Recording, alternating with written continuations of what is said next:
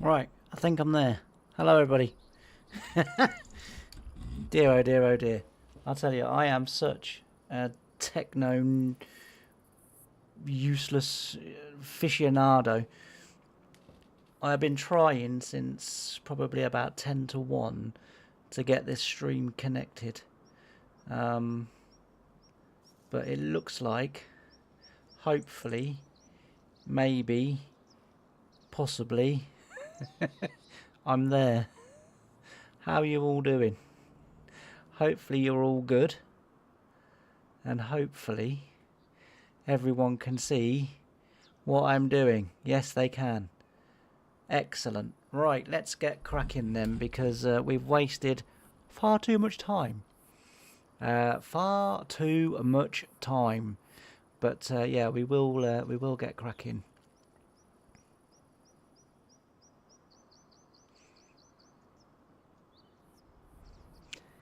Let's just see if I can just get this set up. Oh dear.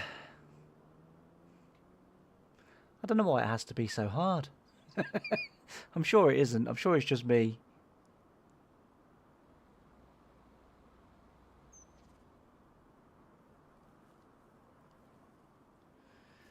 So yes, I think we're up and running. Let's get the mic set. Right. Let's get over to the job. There we go. Right, let's just move the mic out the way a little bit. So that we can get ourselves over to the machine that we're going to be using today. As you can see, I've already done a couple, and as you can probably also tell, I've already as well. Hello down on the farm, how are you? I'm very good, thank you very much. Hope you're good. Thanks for joining me. I know that yesterday you was in the stream as well, which was really good, and hopefully today, well, we have now got not as much time as what I thought we would have, because as I say, I just could not, for whatever reason, get it to connect.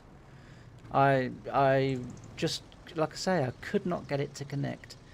I could get the stream up and live, I could get everything working, apart from OBS would not show what I was doing on screen, i.e., you know, with in regards to seeing the pictures from Farm Sim. Just could not get it to connect. It would not. I tried. Oh, just in the end, I had a bloody good swear. And we got somewhere near. So yeah, anyway, like I say, we're up and running now, so we'll crack on. I'm not very good, as you can perhaps tell, at loading bales. That bale grab's not on very square, is it? So that's going to tip. Never mind. Never mind. And I haven't put them on very square on the trailer either. Never mind again. Right, I'm stacking 3 high for now, and then we will see where we're at once we get sort of across the trailer. But I don't know. I do find this a bit of a struggle, if I'm honest. I do find loading very, very tough. Never mind. Anyway, we'll get this done. And see, now I'm too far over. See what I mean? This is where I need the meme, isn't it? A few hours later. And I've just dropped those bales.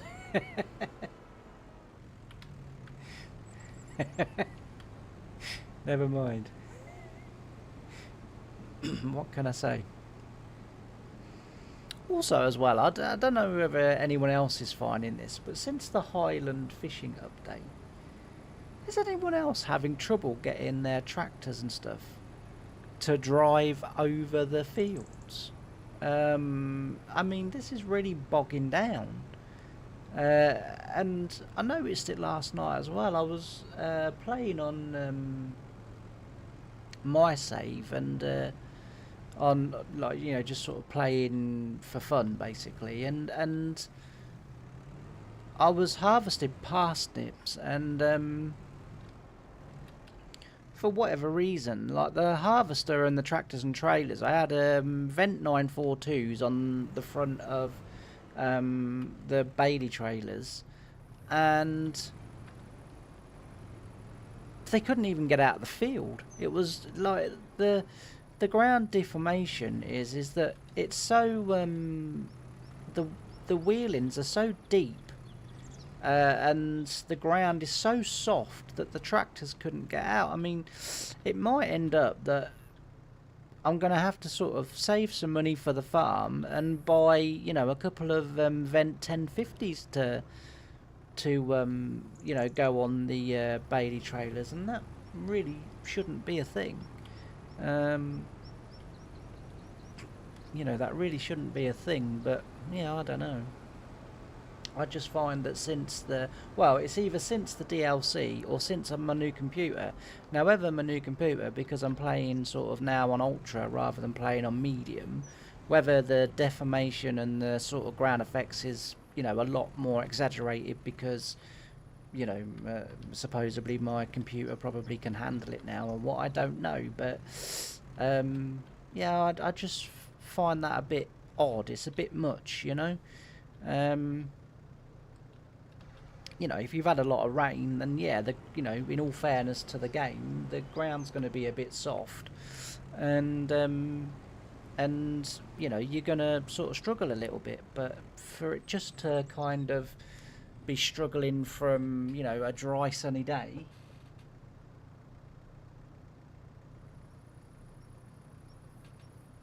Hi Simon, yeah, I'm very well, thank you. Yourself?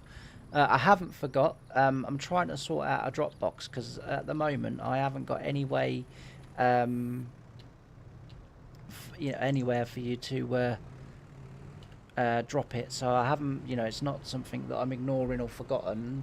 But honestly, if you'd have seen the struggles that I've had just getting this live stream up, you'll understand why things take me a long time. This live stream was supposed to start about sort of 1:45, and it was 1:15 by the time I sort of kind of got things up and running. So yeah, you'll have to bear with me. Like I say, computers are not my thing. You know, I know enough to turn it on, load the game in, and sort of sit there for, you know, 15 hours a day, but beyond that, it's a bit of a struggle.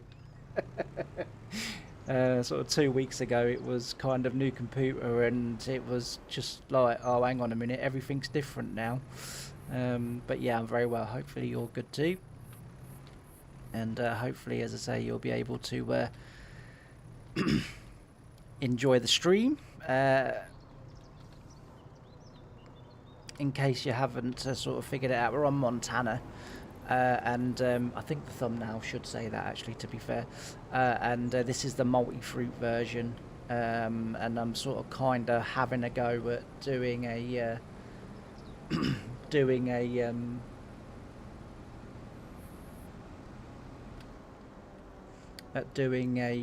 an American sort of type save and gameplay, because it's something that I've not really ever done, and I've sort of, since I've been doing YouTube, I've got 1 or 2 people from the States that sort of, you know, chat to me on quite a regular basis, and I thought I'd give it a go, and they wanted me to give it a go too, so why not? As you can tell, I'm not very good at this bale stacking malarkey, but we'll do our best. I'm sure we'll make something of it. That trailer can hold quite a bit, to be fair. But this is what I mean about the ground definition. Look, this forklift should be flying over this field, and it feels like it's driving in treacle. So I don't know whether it's the game, or, as I say, whether it's my computer and the fact that it's kind of put everything on ultra settings, and sort of now the game is sort of, yeah, you know, now it is going to be tough. I mean, if it is a case of it's just my settings that's doing this, I'm going back down to medium because I was enjoying the game at that level. But yeah, so in the future, what we're going to be doing is we'll also, no, it's going wrong now. It's going wrong. That was nicely rescued. I just wanted to push them up, that was all. In the future, we are going to be doing some we are going to be doing some British farm saves in live stream as well, so it won't just be sort of Montana. We will sort of get ourselves going where you know, we're sort of able to do a few different things over the weeks, you know, so that we can make it so that it's nice and varied and, you know, good variety, and go from there. So yeah. But yeah.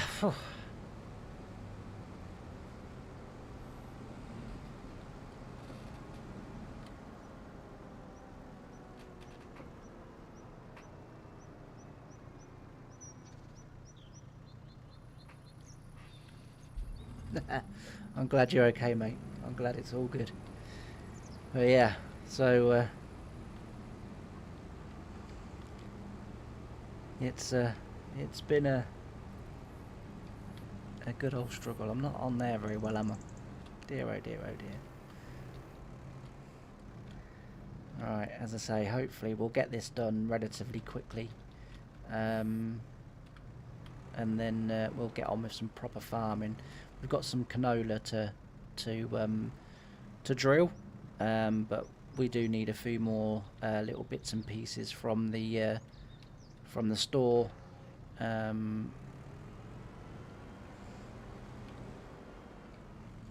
From the store to get us going. We need a cultivator and a seed drill. A seed drill I have hired.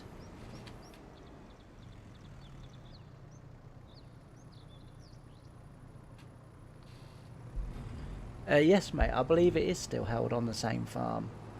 I know that in 2026, so the next one next year, they've also included another area, because it's, I'm sure, I was talking to one of the old boys there that had been going ever since it's kind of been on, and he was saying that next year is their 70th anniversary. They've been doing it 70 years.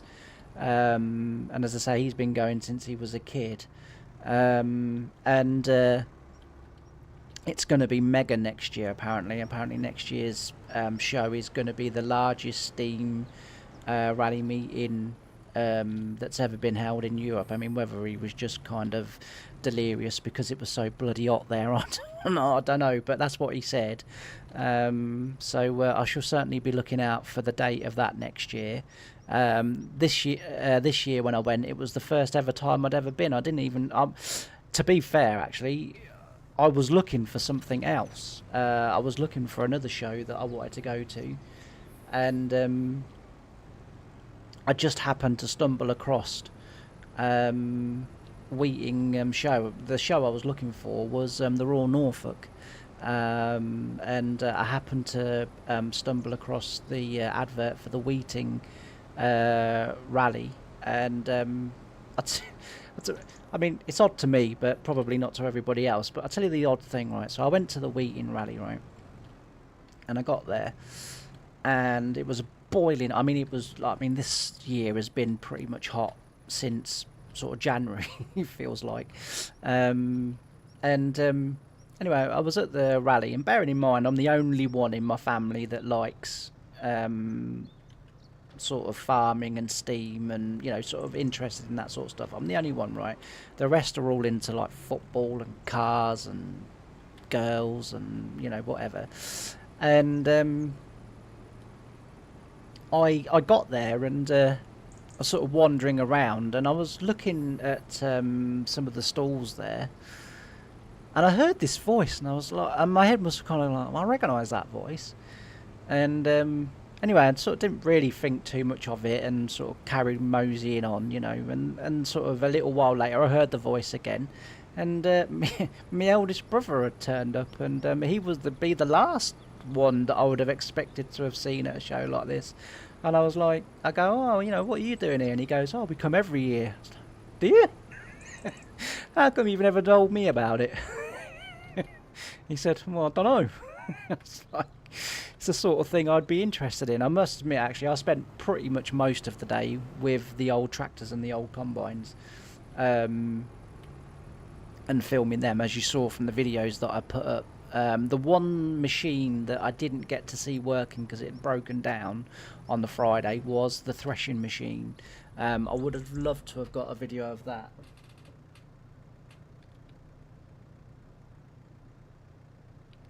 Alright, that's quite interesting. Was that like liquid farm waste, or you know, industrial waste, or BGA, or any, if you're anything like the sewage guy around where I live, human waste. uh, but that's quite interesting. Yeah, I say, I'm sure it's still held on the same one. According to the, as I say, the old boy that I was chatting to, he was sort of saying that, oh, you know, it's been here and what have you. So yeah, it was really good. I really enjoyed it, and as I say, next year is their big 70th anniversary show, so I should be going to that one. This year I had planned to go on the Saturday as well, because really one day wasn't enough for me to get round everything, especially seeing as I'd spent like sort of 3-4 hours at the old tractors, working like the vintage tractors in the field. Then as I say, sort of the 3 hours wasn't really enough to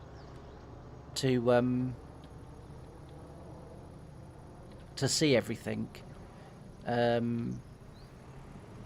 But I was so exhausted after the Friday and walking around in the heat, that I just didn't get. Like I say, it took me sort of like 2-3 days to kind of get over that.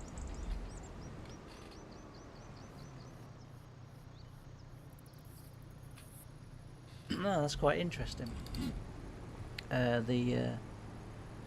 Yeah, that's what actually, you know, for all the jobs on the farm. Oh, I tell you a lie, I did do it once, but I didn't have a very good experience, and quite a to do was to be had on the farm thereafter. But yeah, sort of spreading in our case it would have been liquid manure from the dairy, but it was a job, as I say, I only did once, but they decided to, because I worked on the arable team, as you know, most people will know, I worked on the arable team. So the farm was 12,000 owned acres, and then I think it was about 8,000 in terms of, was it 5 or 8,000? I can't remember. It was getting on for 20 years ago. Yeah, it was 5 to 8,000 of sort of rented inland, and that was usually for the veg. So potatoes and carrots and parsnips and, you know, sort of stuff, you know, all that good stuff. And I working on the arable team, I was ploughman, so that was pretty much my job, was to go around the farm, obviously, you know, ploughing behind mainly veg really. Didn't very often plough behind cereals, but yeah, I'd go around ploughing. But this sort of one time, you know, sort of worked up, or they were short, or whatever. I don't know what had happened, and it was like, can you go on the dairy team, and can you spread some liquid manure? They'll show you how to go on. They'll show you what to do. Blah blah blah blah blah. Yeah. Did the day. And I wasn't even spreading it. I was carting it from the dairy farm up to up into near Lincoln, where they had another base for all the fields up there. And yeah, we were tipping at that farm, so putting it into a lagoon for when the spreaders actually went and, you know, spread the liquid manure.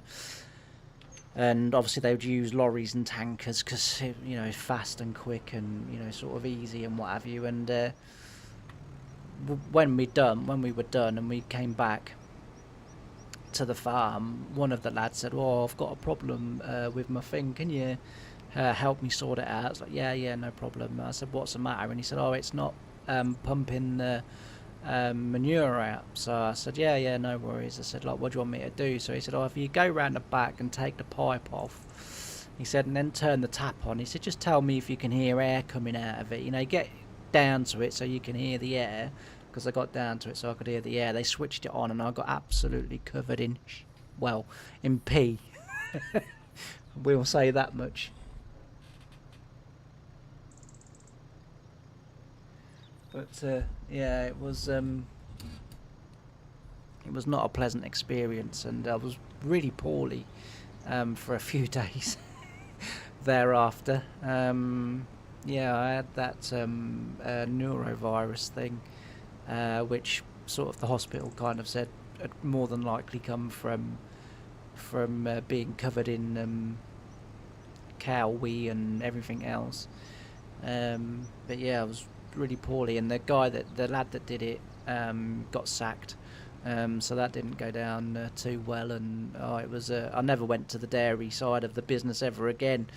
I did get asked one more time, and I just said to the farm manager that worked with us, Adrian, his name was, and I just said, "You got no chance. I ain't going down there." And I didn't. And he was like, "Yeah, but he don't work there now." I was like, "I don't give a monkeys." I said, "I ain't going down there." I said, "You know, I drive tractors with ploughs and drills and, you know, sort of cultivators and stuff like that." I said, "I ain't going down there to get covered in crap." So it was, oh, okay, fair enough. So I didn't go down there, but I only went down there that once. But yeah, as I say, like, you know, working on the farm, it was good crack.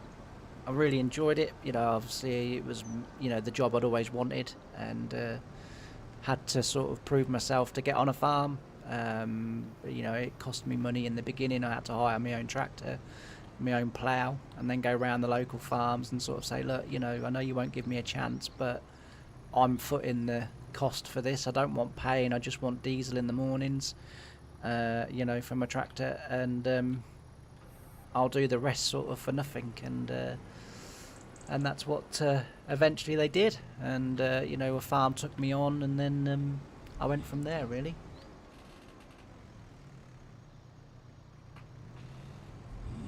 Yeah, it wasn't very nice, I've got to be honest. It wasn't great, but didn't taste all that good either. And the thing was about the sort of kind of taste and the smell. Like, I could not get the taste out of my mouth and my nose. It took years to, like, sort of get so as I couldn't smell or taste it in stuff. It was horrendous, and like I say, I never went there again. I just refused. Like, no, it's not my job. Send one of the other lads. So I ain't going down there. But yeah. Anyway, we're getting on nice and well here. This is at the moment, touch wood, not going too bad, and if it carries on like this, I might move away from auto load to loading my bales, because this hasn't gone too badly. Let's just push them up, nip them together, just makes them a little bit easier to pick up. And as I say, once we get this job done, we'll get back to the yard, and then we've got well, I'll go and get a straw blower, and then we'll start putting straw into the cows. And then next year what I might do is on the game, I might buy if I've got the money, I might buy a plant that will mix the TMR, and then that way, you know, we'll need more straw, but that's not a problem because the fields on this map are massive, so we'll have more than enough straw. And then we'll have you know, like wheat straw can be feed, and barley straw can be you know, TMR, or can be, you know, for bedding up the cows or whatever. So excuse me. Excuse me. And yeah, we can sort of go along like that,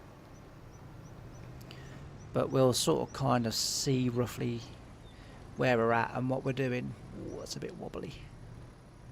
This is another job I didn't really ever get on the farm as well. I explained yesterday in yesterday's short little stream that I did.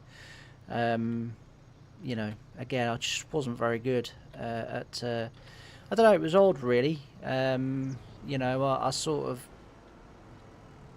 Tractor-wise, you know, doing the ploughing, the drilling, cultivating, sort of stuff like that. Yeah, I was fine at. I was sort of, you know, good at it, you know, and what have you. But like driving the forklifts and, you know, sort of doing stacking jobs and stuff like that was rubbish. Very rarely ever got asked to do those types of jobs. Very rarely. But yeah, it was just because I just wasn't that good at it. Well, I thought running down the tram lines might, because I you know, figured they'd be hard, and I thought that might make us go a bit quicker. I'll tell you what I could do, what would make a great deal of sense, and show that I've got half a brain. I could bring the trailer with me, so I haven't got as far to travel. That might make sense. So yeah, we could we could try that, you know. We could indeed try. I might do that next time. Although I haven't said that, there's probably known my luck. There's probably only 2 more. Oh no, we've got quite a few left. It looks like this could be a couple of trip specials. So what we'll do is we'll get that down to the farm. We'll get this tier on the trailer done, which I think is this pile, if I remember correctly. We'll get it loaded on, and then what we'll do is we'll get back to the farm, and then we will. And then what I'll do is I'll run down on the tractor to the store, get the straw blower, and we'll start doing that. If that fills up sort of quite, I mean, you know, you don't need a great deal of straw to bed them up with. And you know, not many straw bales makes TMR. I don't normally make TMR with straw bales. I normally just use silage and hay. I don't even bother with the mineral feed, because all the tests that I've done and experiments myself, you know, sort of as far as I can tell, the mineral feed doesn't really add anything, like any extra. There's no real benefit to doing it.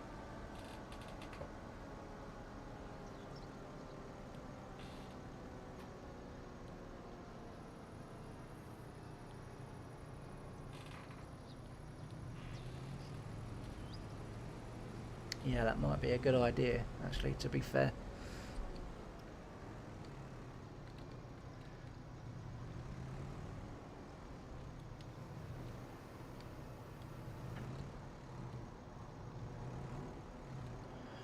And so we'll get this on, and then we'll run back to the farm. And ooh, is that going to go over? Should do. Went over on all the other sides.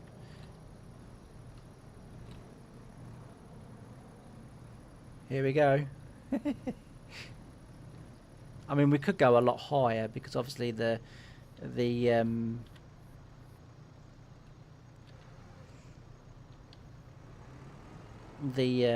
telehandlers thing will boom out, so I mean we could go even higher, but I don't know. Sometimes it's best just to accept that you've had a little win and crack on. So we'll put this on, we'll take it back to the farm, and then we'll, as I say, I'll jump in a tractor, we'll run down to the shop, and then we'll get a straw blower, because we're sort of setting this farm up as we sort of do the jobs. I didn't sort of set it all up. I missed the strap there. Oh no, I haven't. It's gone between the bales. Can't find my forklift. There we go. Yeah, so as I say, we'll go and get a straw blower. As I say, I'm setting it up as we kind of go along, because that's if this pulls this.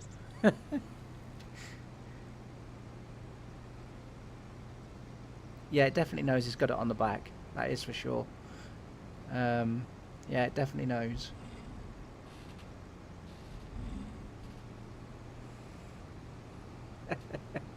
Well, actually, we're not moving too bad now. We're all right now. Now that we've got rocking, you definitely couldn't do this in the wet. I'll say that much. Yeah, you definitely couldn't do this in the wet.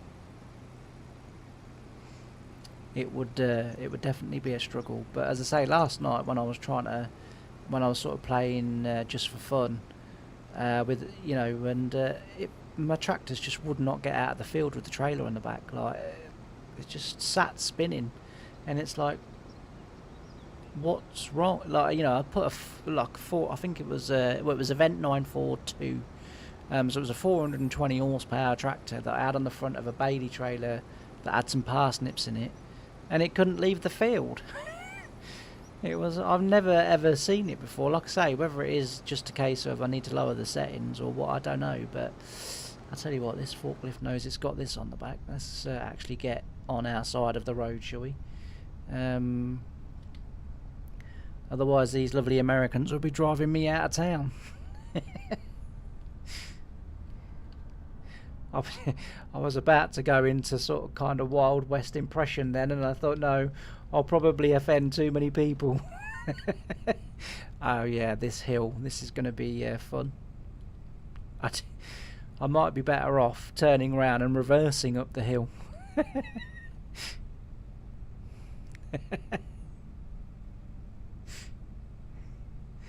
What do we reckon? Can we make it? I'm not too sure. Ooh, here we go. 8 miles an hour. We're going to break the land speed record.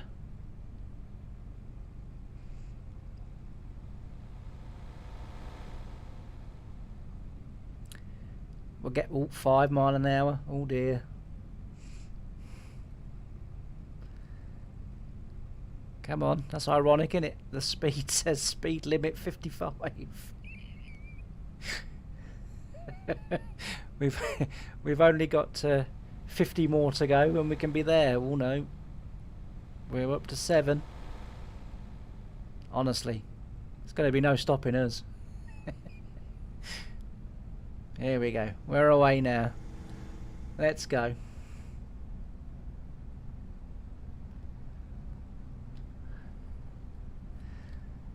Let's go. Right, I say we'll get it down to near the we'll get it down near to the cow barn, and then we'll just pop on the tractor because it'll be a bit quicker than this telehandler. We'll nip on the tractor, get a straw blower, and then we'll come back and we'll get them loaded, and then as I say, whether I do actually just put down a TMR mixer just for ease of life, I don't know. I might do. I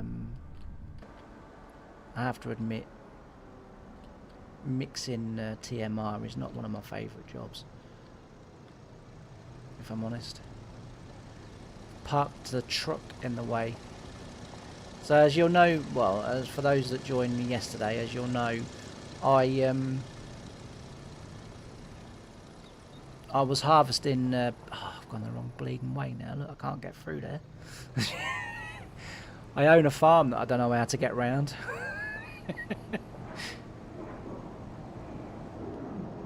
Can I go that? Oh, I can get that way. See, I knew what I was doing. Oh, hang on, we don't want to be going over that trigger. Otherwise, we'll be losing these bales in there. Let's go this way. Oh, I have a cultivator. I've forgotten that I'd got a cultivator. That was a good job because I very nearly bought one.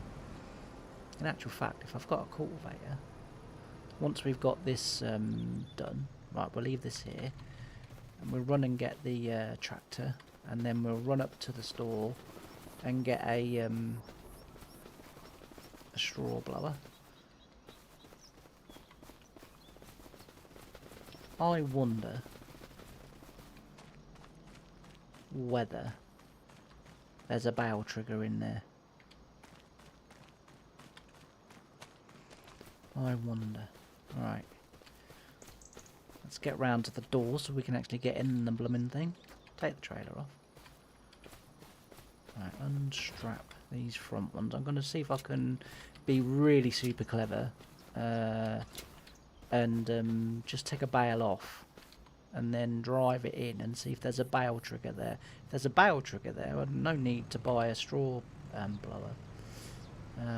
Let's just have a little look.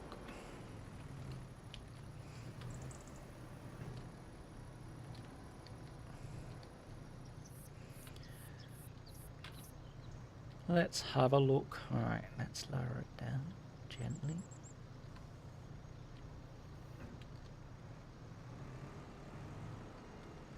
Oh! I know that's 3 bales. No, it's not. It's a bale. What am I talking about? It's a bale. Shut up, James. I'm shutting up. Right, let's try. Right, let's lower that down. Otherwise, we're going to go through the cow bowl. That's a bit bumpy. Now I wonder whether... Let's put it on the ground. Let go. Because I know on the like the sort of proper Montana map, at the red barn, where the dairy... No, there's not a... There doesn't seem to be a trigger. On the red barn, at the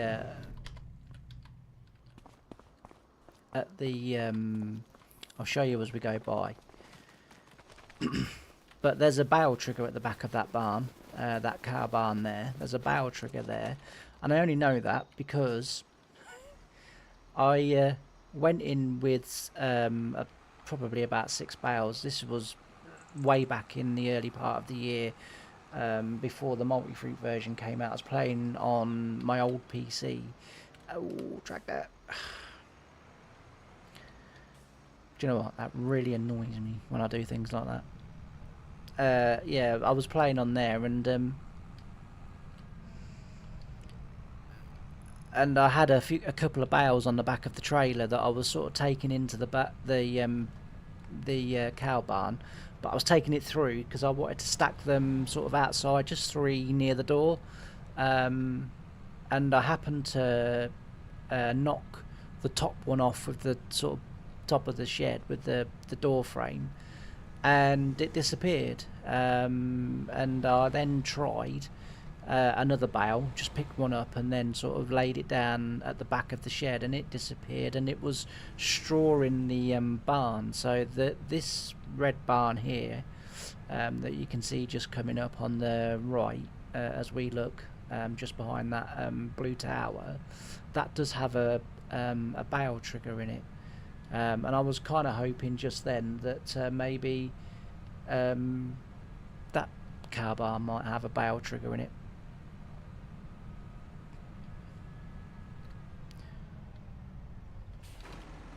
We'll leave the tractor there, no one will mind. I'll just very, very quickly show you. So in this barn here, on this door, can I? Yeah, I can go in it. At the back here, just here, this is the bale trigger. There's a bale trigger here, and as I say, I was able to just drop bales on there with a forklift. Where's my tractor gone? And it made life a lot easier. So yeah. Anyway, we'll get to the store and we'll get a bale shredder, and then we'll get back.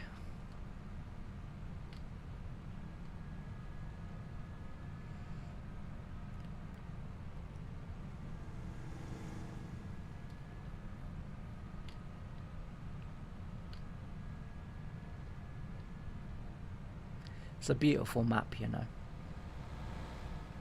I had a little bit of a drive around earlier when I was just finishing off the peas, and I'll say that in English, and I found a farm that I really want us to progress up to,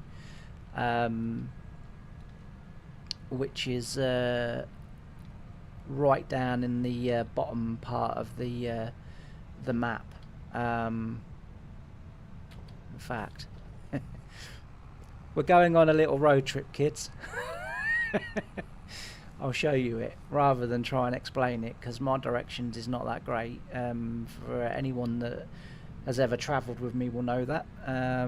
Even with sat nav, I still get lost. I went to Hensford earlier this year, racing. As most people know, I go racing every weekend, and I went to Hensford. And it was the first ever time I'd sort of been out with me posh new fancy phone that does everything. Yeah,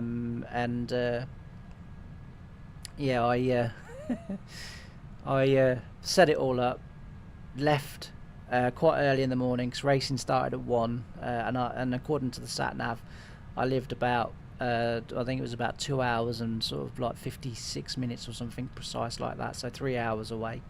So I set off at 9 thinking, I'll get there for 12, all will be good. And didn't take into account the amount of times I get wrong turnings and get lost, and I was I was sat at traffic lights at this massive roundabout. I don't know, I was near Derby, that's where I was at the time, and because I remember the signs for Derby and Nottingham, and I was near Derby at the time.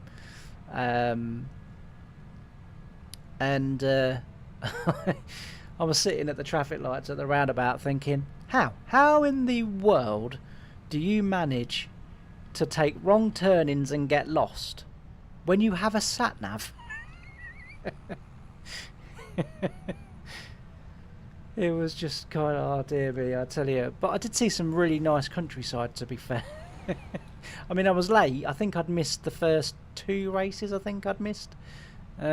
I mean, it wasn't sort of horrendous, but I don't like missing races because, I mean, it's sort of 20, like getting on for 25 quid now to get in, and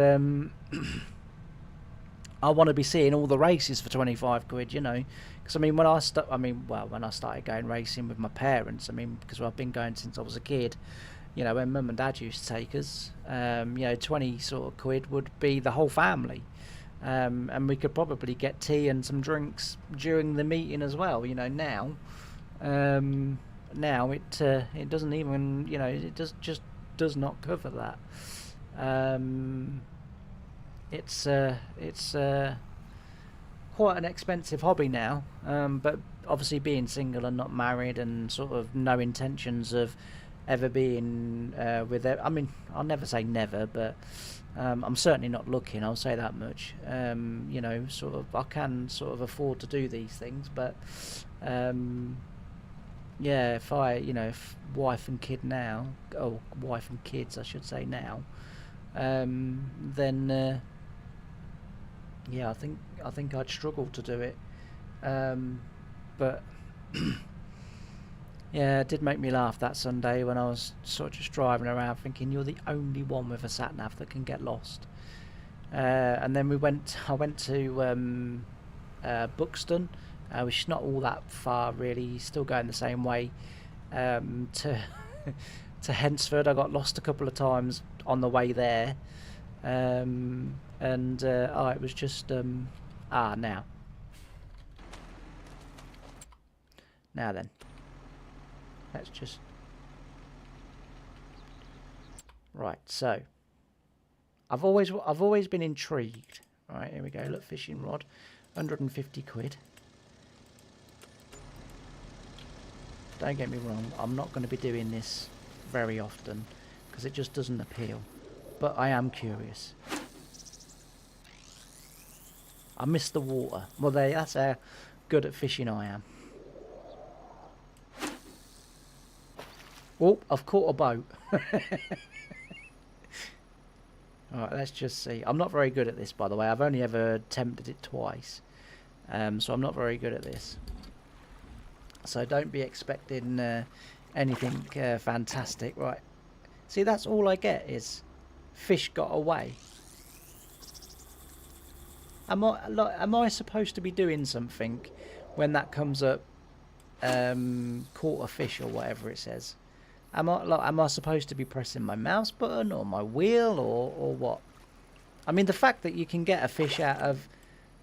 Right, how to catch a fish. By holding and releasing the input, right, you can move the hook up and down. When the hook is level with the fish, the progress bar on the left is filling, right? Otherwise, the bar will sink, okay? When the progress bar is full, the catch is complete. If the process bar is empty, the fish has escaped. Okay.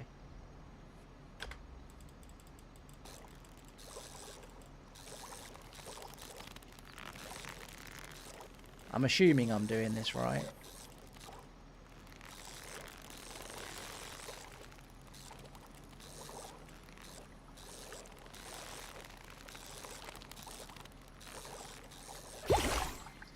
We caught a trout for £100. We'll release it back in the water. Like I say, it's something, but I've never got to that point before where I've actually got a fish. So,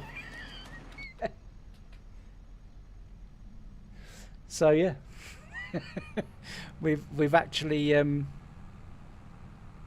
actually got to the point where I caught a fish. Right. Anyway, the farm that I was on about is just here, and excuse me.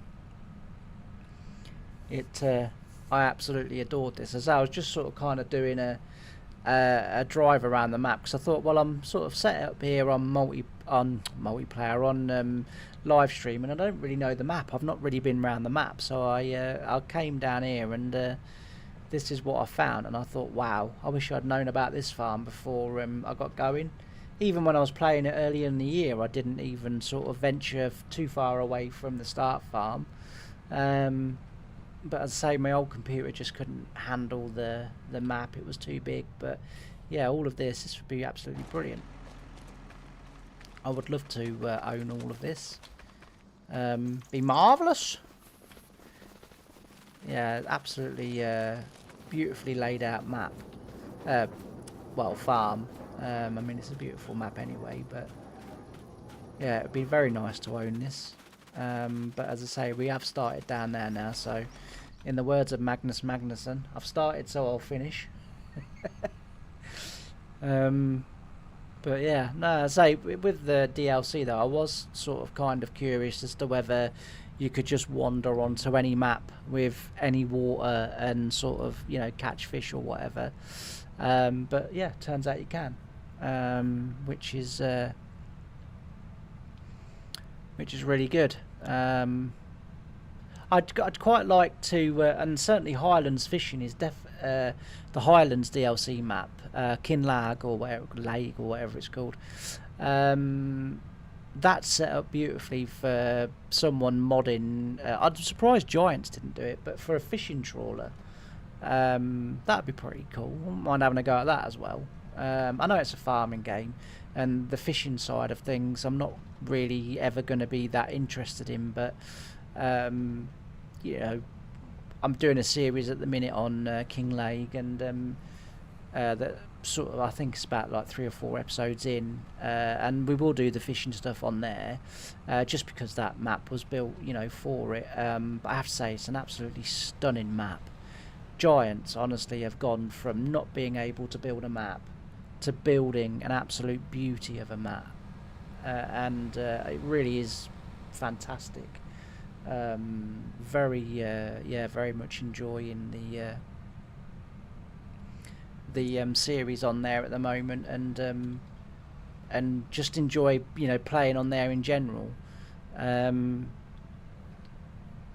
because it honestly, I think I said it in one of the episodes, everything on that map feels like it's always been there. It doesn't feel like staged, like when we was on like Riverbed and Springs and that, it felt like it had been staged, you know, to look the way it did, whereas that doesn't feel like it at all. You know, the cottages and the houses, they feel like they've been there forever. You know, it feels really authentic.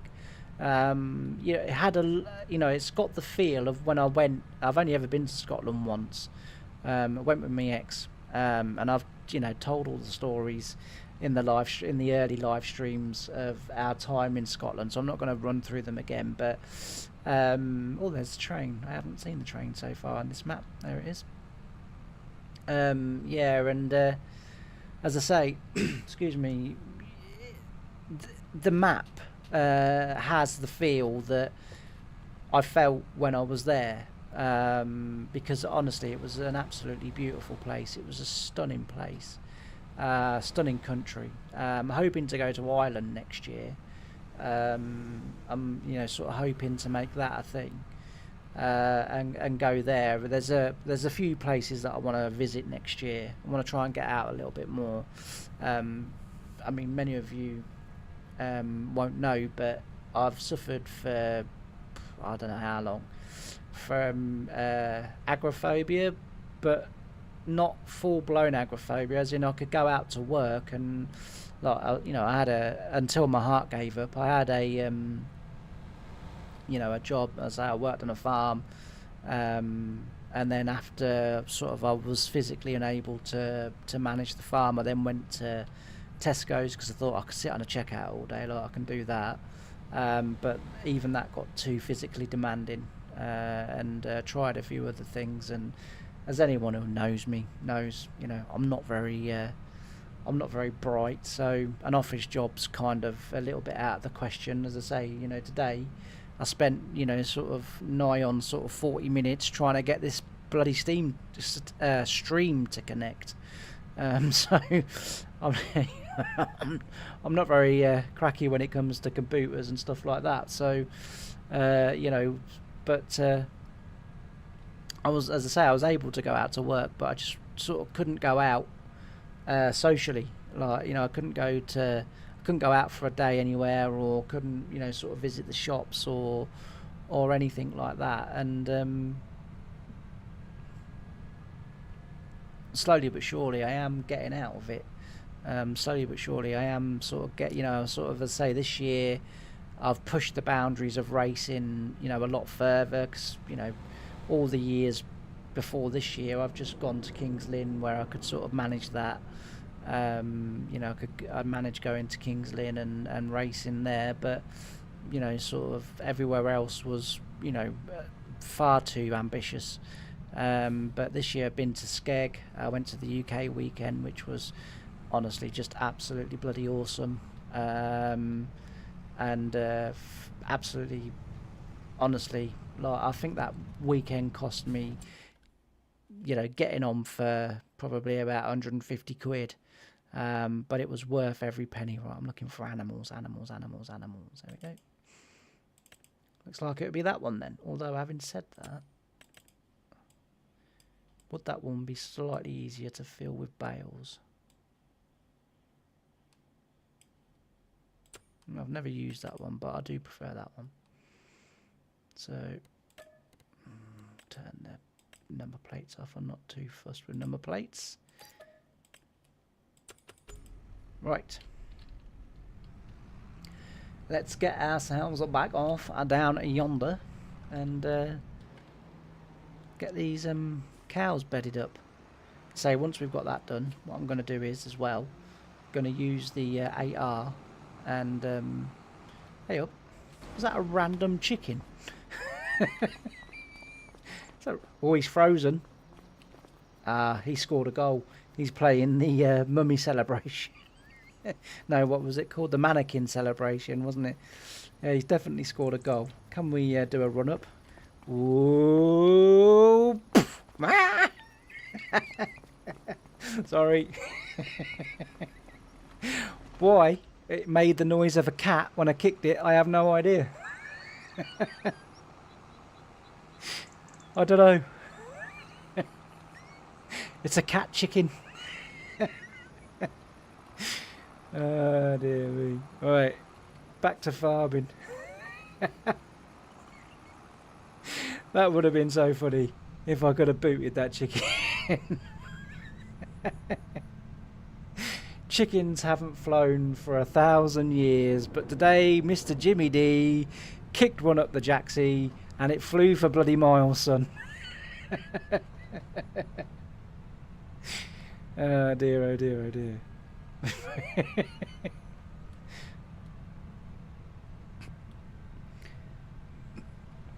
That is some proper shenanigans going on right there, that was.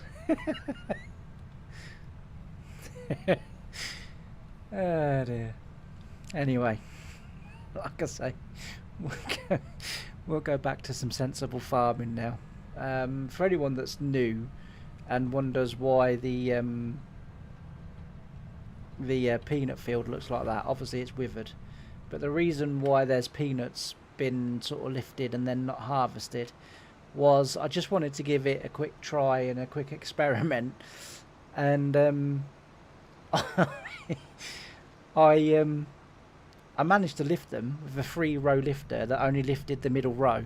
It didn't lift no other row, and then when I came to using the harvester wouldn't pick them up. So until I own the field and can get that cultivated in and ploughed in, I'm guessing that's going to look like that until then.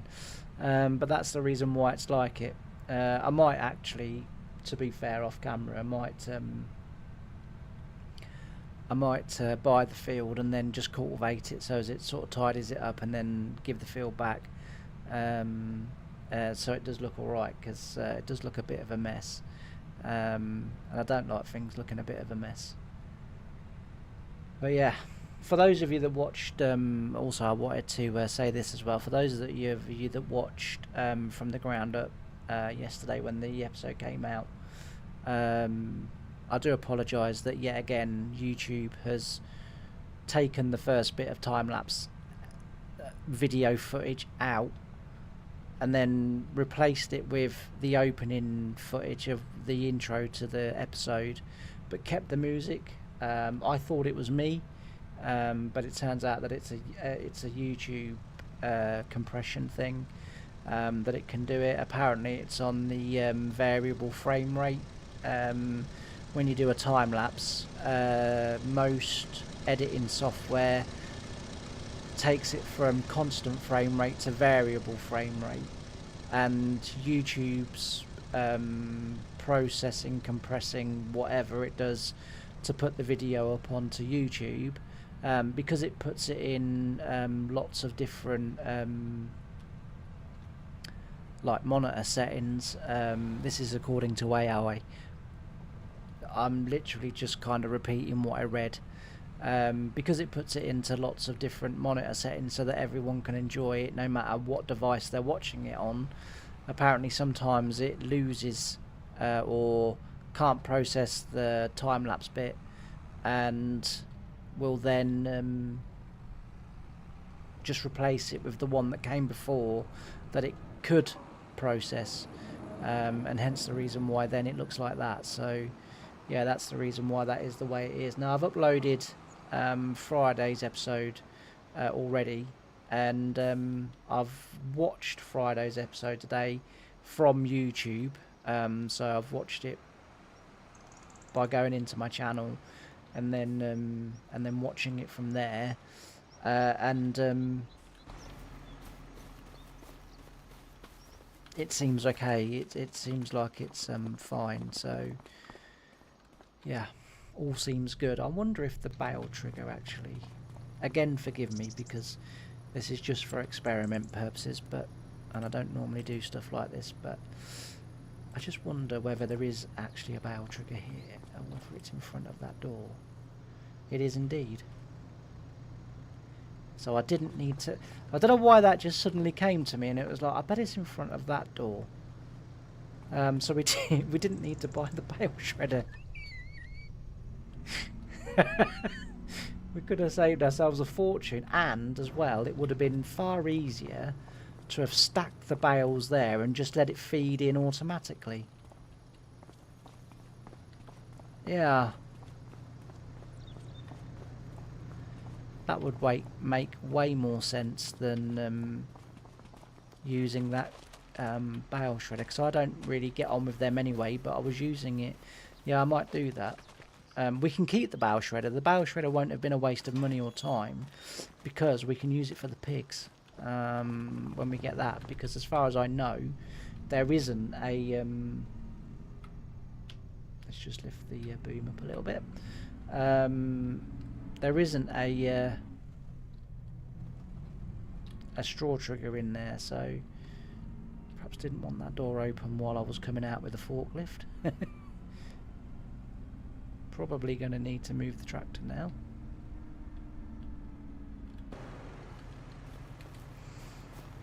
Which is, I'm spinning around, move out of my way. Also, as well, we perhaps could have stored them in there. Could have stored them in here, perhaps. Don't really know what this is. Oh, it's just a through and through shed. Yeah, we could have stored them in there. Never mind. Anyway, what we'll do is, as I say, we'll pick these up, and then we'll just keep stacking them, and then all year round it can just gradually feed in, and it means we won't lose no you know, we won't sort of have to worry about it again until next harvest, when we can just keep topping it up. I did that years ago on a map called Ayers Holt. I don't know if you can remember it. I think it was Farming Sim 19, I think that came from, because it was originally the Lost Hoogland map for 2015. So it might have been 17 then when that was Ayers Holt. But that had a bale trigger in the cow barn, and I literally just kept stacking my bales with the forklift in there.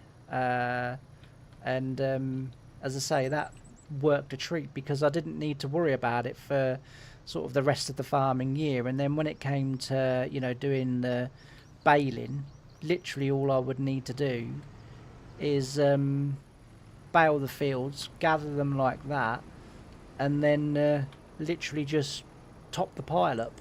And then when the pile was full, you know, when that pile was then full,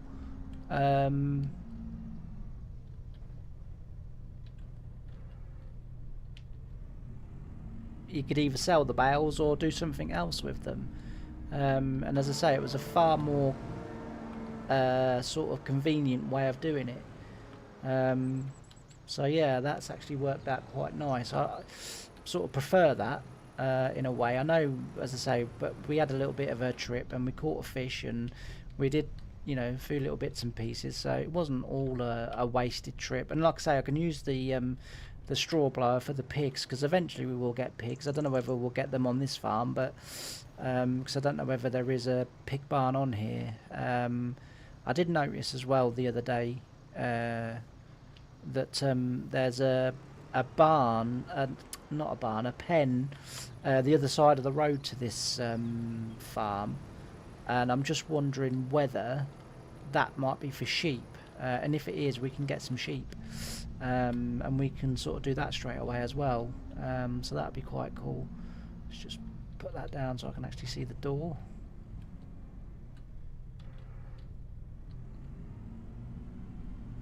I mean, I guess in a way there's no reason why we couldn't open the other doors and do it that way. Ooh, a bit bumpy. It's a bit bumpy, lad. Aye.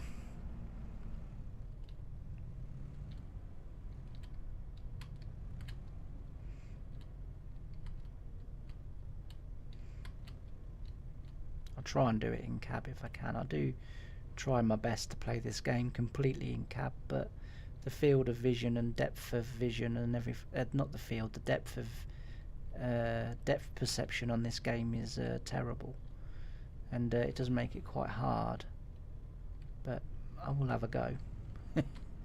I will have a go. I do prefer to play in cab as much as possible, but when you're sort of recording videos, like I've done in my early days, I used to record all of them in cab, and then one or two people sort of said, you know, it's great that you like in cab, but if you could do a few, you know, sort of a bit of time outside the cab as well, because we can't see as much when you're in cab, which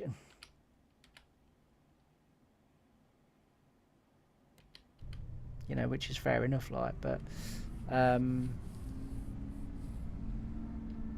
and then I sort of kind of got into the habit of just being out of cab all the time. But as I say, for many years when oh dear, we've lost the 2M bales.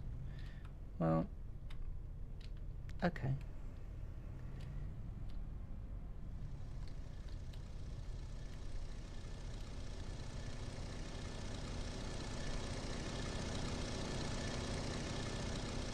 Okay. Didn't expect that. Let's put that down like that. It's all going Pete Tong now. Mind you, in all fairness, this is the place for it to go Pete Tong. In the yard, you can kind of sort things out from inside the yard. Right, we only got one that time. But again, that doesn't matter. That should that should dissolve into the trigger, so we should be okay.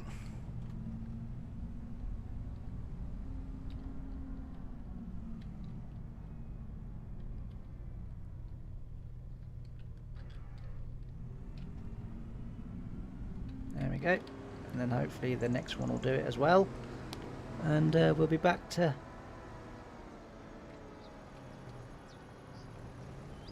well, nearly back to, well, I haven't said that, it might be worth, see, I don't think I've got the skill to knock this one over to then pick up those two. Let's just see what happens when I do this. No, it's still only going to pick that one, which is fine. I mean, that's, you know, no problem. But no problem at all.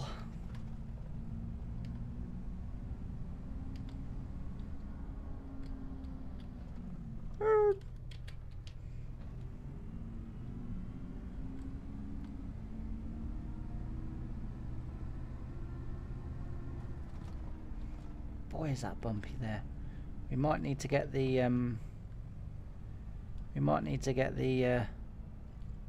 steamroller out for that bit. Just smooth that off a little bit. Either that, or I could just try slowing down, I guess. I suppose that's always an option.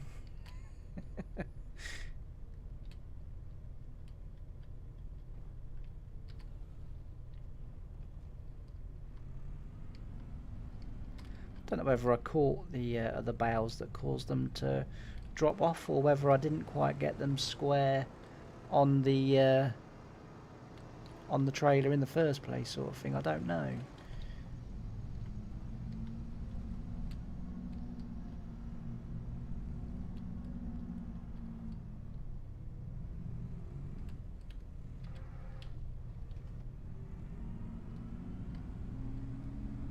I mean, we're not gonna, in theory, like, we're not gonna get too many stacked up there anyway, because this roof is quite low.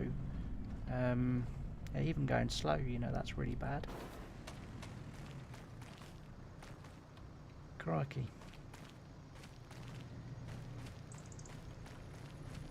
Yeah, that's not too grand, even going slow, so as I say, we might have to drop a bit of concrete in there and see if that helps.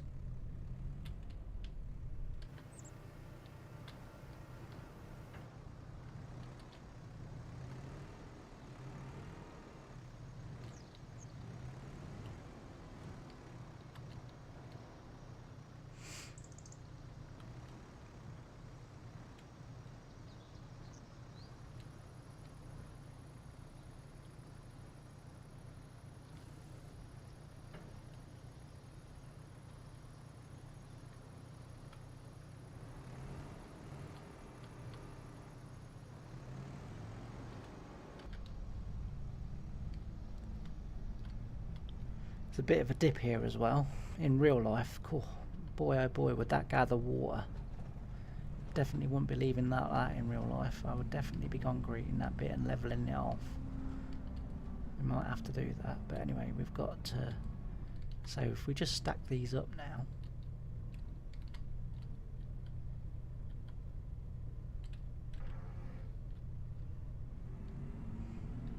Don't have to be overly perfect in here, but at least they've got some straw. Crikey. Do they have a manure trigger? Does anyone know? Does the manure in this on this map come here in the actual cow barn, or do I need to put down a manure bunker? Because we've clearly got a liquid manure tank, But do we have a solid manure?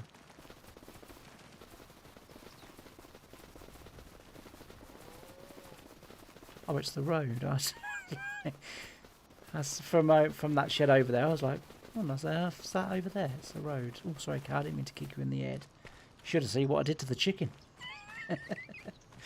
Yeah, I might need to put a manure bunker in here. If I put that on, usually it will tell you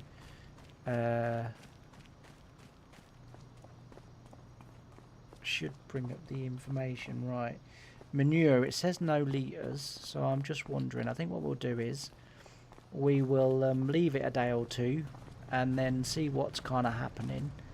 Like I say, I think a winter job might be concrete in this area, so as it goes and looks like that, because that is not very good, is it? Looks as if actually someone's put a little bit of backfill and rubble in here, and it's sort of sunk and compressed over the time. So we'll have to, as I say, that'll be a winter job. We'll sort that out. We'll get that levelled off and hopefully get it a bit more firmer, so that we can actually drive it. Right.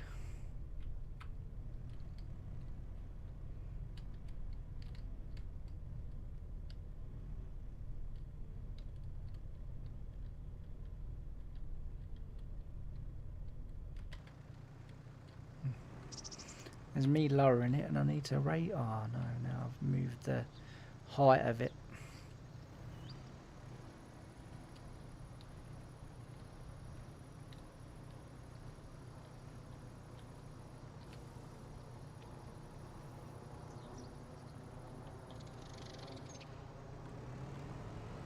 It's because I took 3 from the wrong pile, isn't it? That's why it's done that.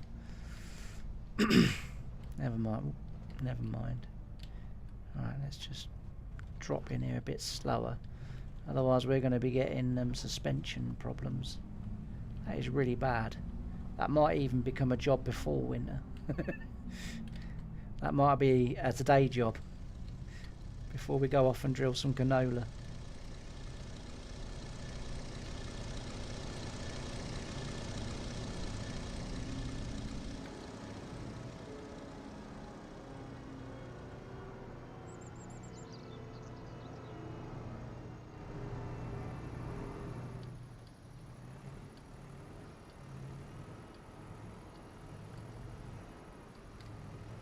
I'm pleased that's got cab suspension.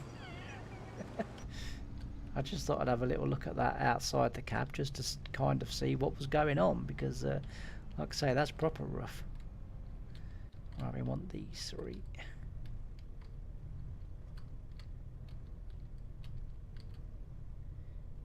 Do we? Yeah, these 3.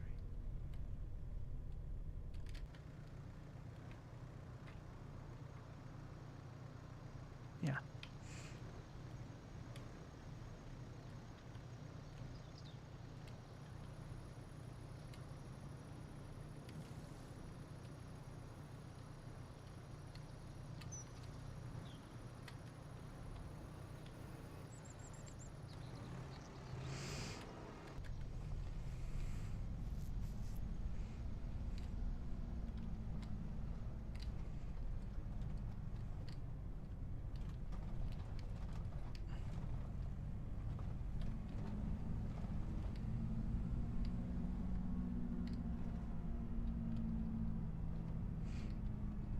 Alright, we'll get these on there.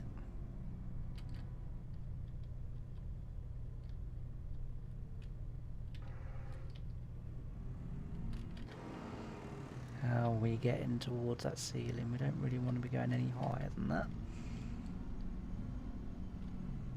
Which is okay, because these odd bits on the end, like I say, if we get a feed mixer set up, then we can just use those odd bales that we've got there as for the feed, I mean, we're not going to get... Well, I suppose we could get some more straw bales if we really wanted to, because I could do a contract and take the bales from that. But, you know, like trail it and then bale it while the contract's going on. I suppose I could do that if I wanted to, but if we do feel like we do need a few more straw bales, and also as well, the other thing, I would quite like a...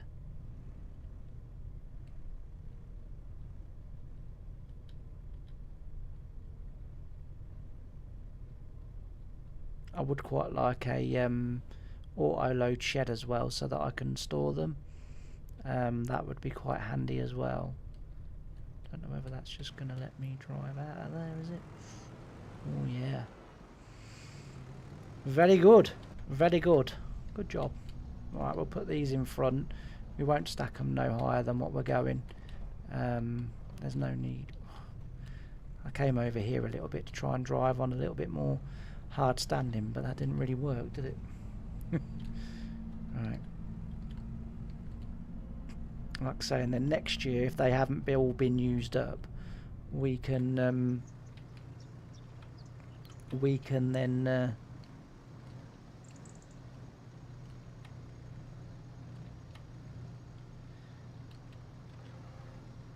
just stack them on top, and we can just keep the pile going like that, and then it will just...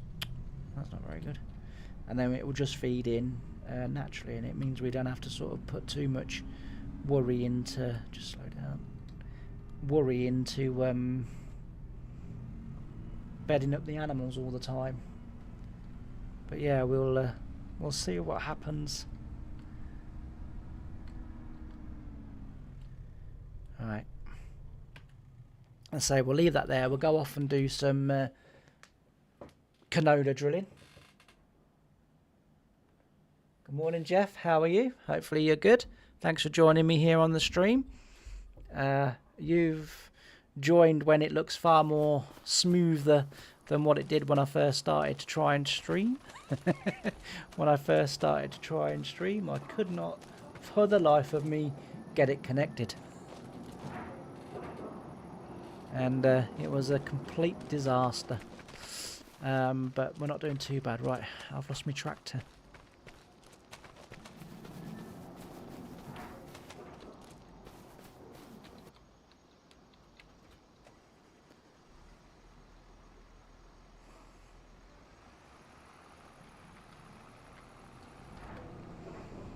Right, what we'll do is, I think this tractor actually will pull the this Verdestat. Now I've got a question for those of you that are watching. So I've hired this seed drill. Right, I've hired that.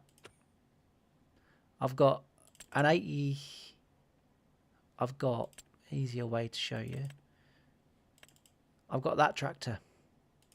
Do we go for the drill on for that tractor? Do we go for the drill I just showed you, or do we go for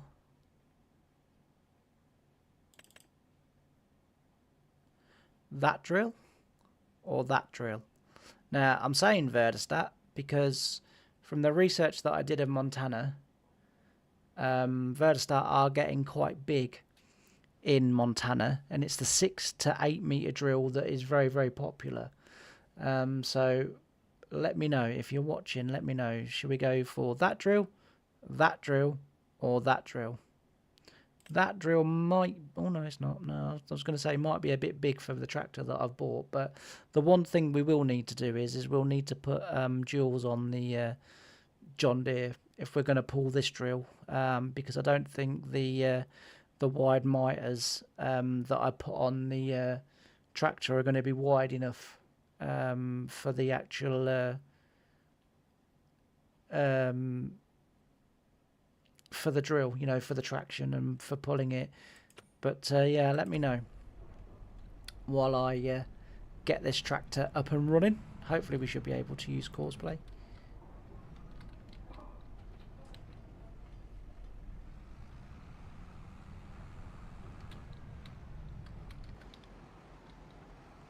you know, in my in my farming career, I've only used dual wheels once, and it was the first year that I started on the second farm, and I started there in September. No, I didn't. I started there in was it March or April, and we'd done some spring sugar beet drilling, planting, you know, whatever, and oh dear me, that's not very good. And what we'd done, what the farm had done was, they basically sort of came along and said, "Oh, could you go do some rolling for us today?" So I was like, "Yeah, fair enough." And they said, "We've set the tractor up. You know, the rolls are on the back. Just go to these fields. Can you roll these fields?" "Yeah, no problem." And say the tractor had all-round duals on, and I had to go over. For those of you that live in and around where I do, you'll know and have heard of Sutton Bridge, and I had to go around Sutton Bridge. Or I had to go over Sutton Bridge, okay, to get to where I was going.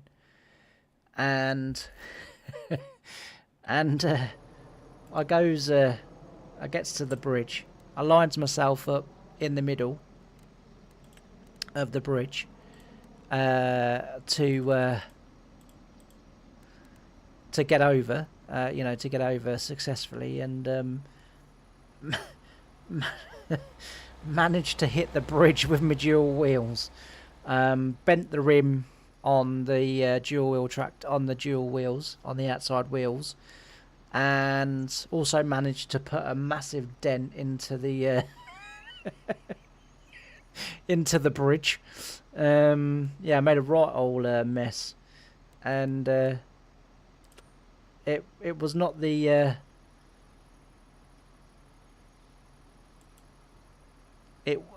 what have I done?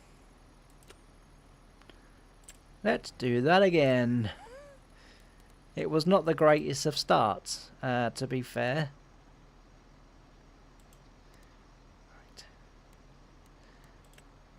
It was not the greatest of starts to my my career on that farm, because as I say, I dented the I put dents in the or bent the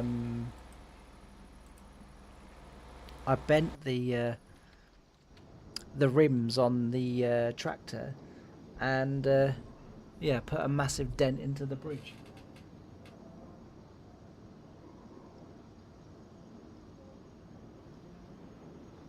Well, that's excellent to know, Jeff. Thank you very much. And as I said, you know, I very often say I really do appreciate it, and I appreciate it when people have been sort of with me from you know, the beginning when I started, which was, I think it's 2 years January, I think, when I started YouTube. So yeah, no, I really do appreciate it, and and as I said in the previous, well, in the first ever stream that I did last week, well, it's not the first ever stream I've done, but it's the first proper stream I've done.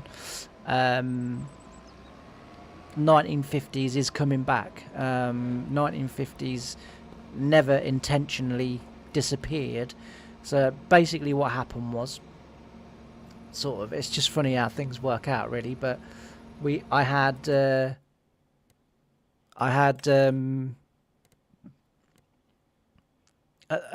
sort of, when it all came around and all happened, I was doing the 1950s. My PC sort of kind of, it was a good PC, and it had seen me through, you know, over 10 years of gaming and that.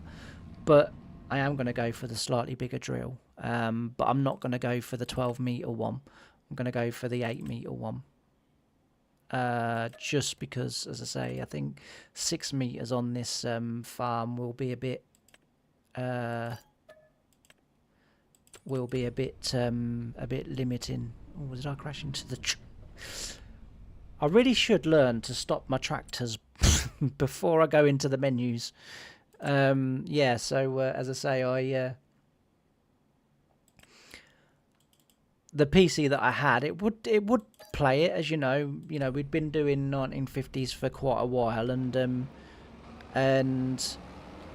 it sort of, it was doing the job. And then what happened was I started to get one or two unsavoury comments, but not in the comments. Someone had managed to dig out my email address and was emailing me some quite nasty comments at the time, and that sort of didn't get me down as much because I don't really sort of tend to bother. But as well as what was going on in my personal life, my PC was beginning to sort of struggle and hold me back a little bit in all the things that I wanted to do with YouTube and everything else. And so therefore it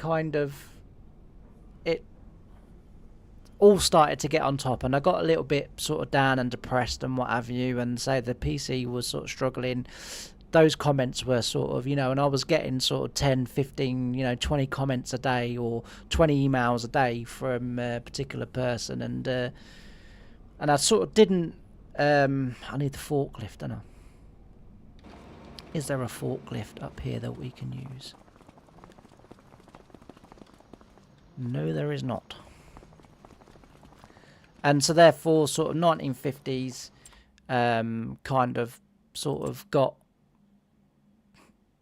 I don't know, it never got forgotten, but I just sort of lost the motivation to do it. And it was that particular series that the person was going after, and I sort of got to the point where I was kind of sort of thinking, if this is what he thinks, maybe this is what everyone thinks.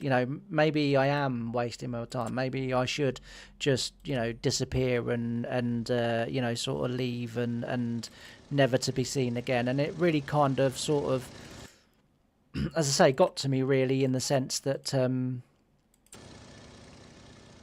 I just felt really really down and really sort of downbeat. And so 1950s kind of got sort of put back a little bit, but yeah, it's never been my intention, and it was, even though I felt it at the time, it was never my intention then to...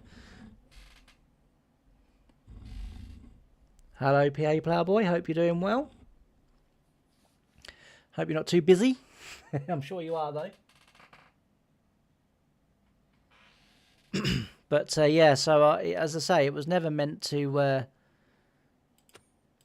disappear, and it was always my intention that it would come back, and that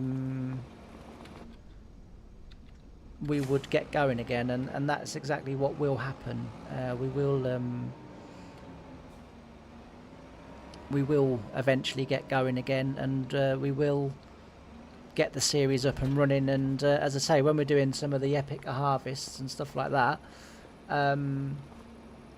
we might even do some live streaming, so that you can be with me while I harvest the wheat or the soybeans or whatever it is that we're sort of harvesting at the time. Right, let's get this filled up just very, very quickly.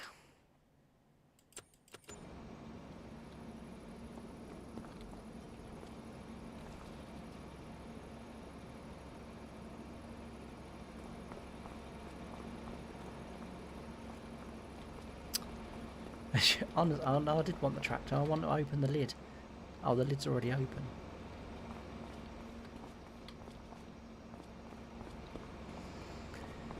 Right, let's try and get this filled up.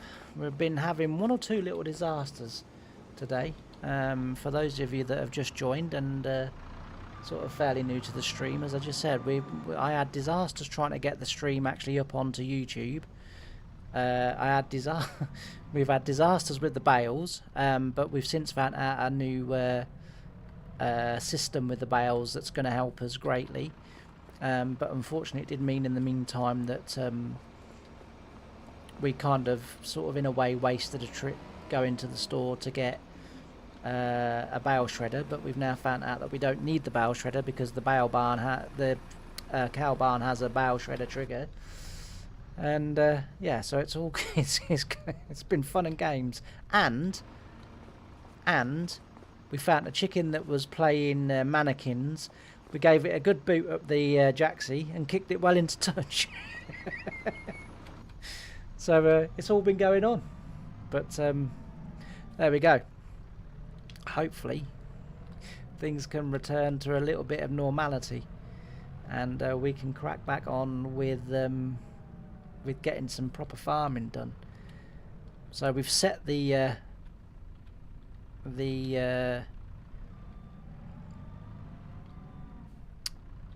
carrier and the cultivator underway, and this Manitou, I'll keep this down here so that we can load pallets and bags and stuff like that with it. It's not coming back to the farm, this isn't. So for those of you that are thinking, hang on, you've already got a forklift because you've been using it today already with the bales, it's like, yeah, we'll keep this down here. We've got a little bit of spare cash that we can actually do something like that with it. So we can do that, and then what we'll do is we'll load it from the back. This is how I used to load my drill in real life. Used to come from the back. A lot of the lads used to do it from the front corner and boom out across. I didn't like that, because if the bags decided to sort of go backwards, then you could end up getting crushed by them. So I didn't particularly like going from the sort of front, if you like. So they would come across here, because obviously you'd be stood up here, and what they would do is they'd have the bag come in this way. But I wasn't a fan of that. I didn't feel very comfortable loading the drill that way, so I used to do it this way and then boom out.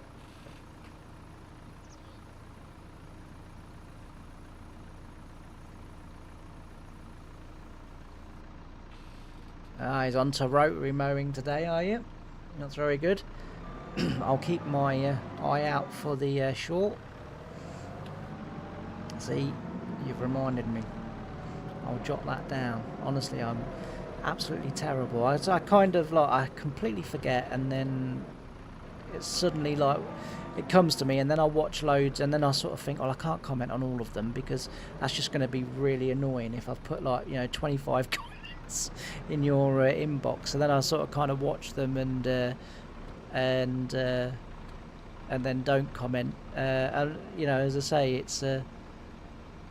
But yeah, I look forward to that. I do like the update. Oh dear me, James. Oh dear. Like I say, it's been one of those bloody days today. Not only on farm sim, but on in real life as well. I unloaded the dishwasher, took a stack of took the plates out, stacked them up on the cupboard, and then picked them up. One of the plates was still wet at the bottom. It slipped out of my hand, and I smashed about 12 plates. So yeah, that was a disaster. So I'm gonna have to go out and buy some new plates. Yeah, that didn't go down too well as it was. But anyway, there we go. We're nice and full there. And then what we'll do is we'll get down to the field and we will get ourselves drilling.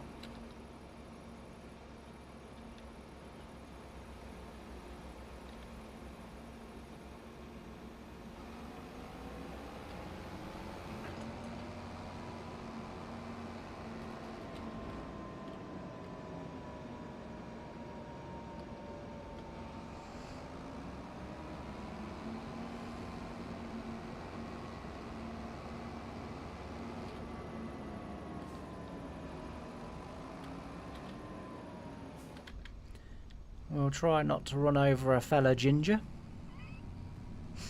Never looks good, does it, when two gingers when a ginger kills another ginger? Never looks good. Alright, let's get ourselves down actually while we're travelling down. Let's get canola selected, because it wouldn't be the first time that I've gone and to drill a crop and realised I've got halfway through the field before I didn't change to the seed that I actually wanted to put in, so we'll change that. And we'll get ourselves down to the field.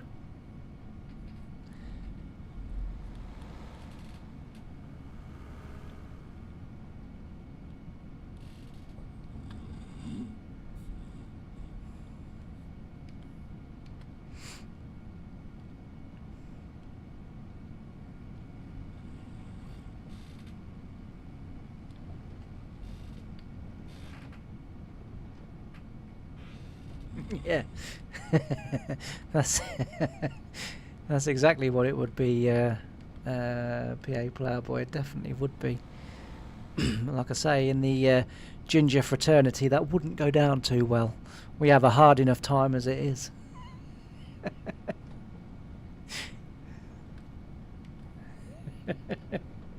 Never mind.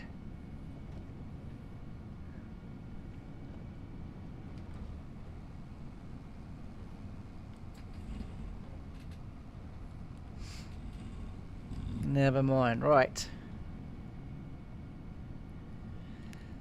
Let's get ourselves to the field. It's a little bit of a travel, actually, to be fair. As I was saying earlier, we did so we did a little drive. We went and had a look at another farm that I discovered today. I decided to ride the train, not in the stream, just before the stream started. I finished the peas because it was going to be one of those jobs that was just going to drag out and drag out and drag out, and it was going to, in a way, sort of kind of spoil the flow of the stream, I felt. So I did it off camera, got that finished, and once I was tipping at the sell point, and I saw the train, and I thought, oh, that's a good way to see the map. I'll take a ride on the train. So I took a ride on the train and found this farm.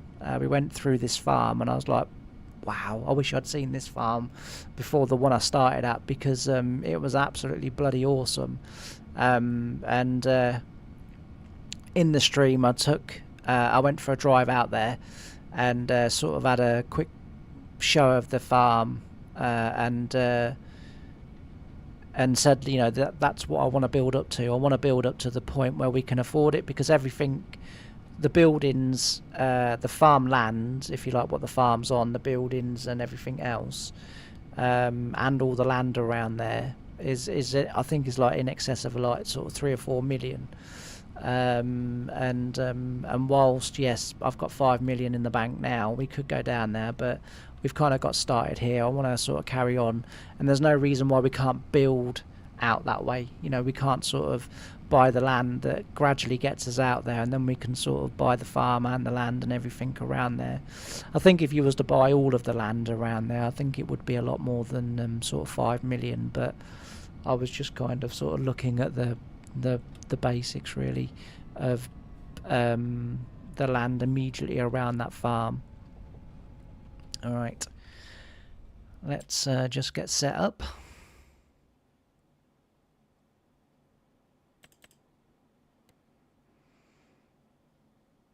So I was just wondering, PA Ploughboy, have you bought the Highlands DLC yet, or are you still undecided?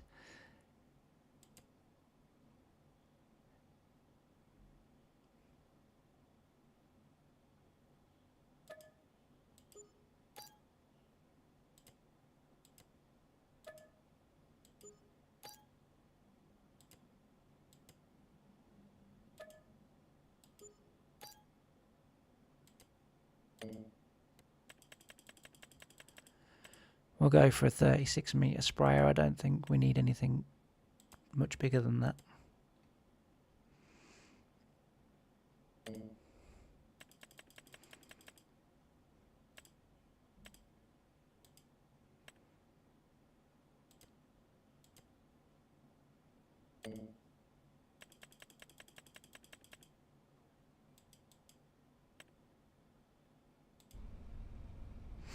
Right, let's crack on. Let's get the drill unfolded, and we'll crack on. We need to set up GPS as well.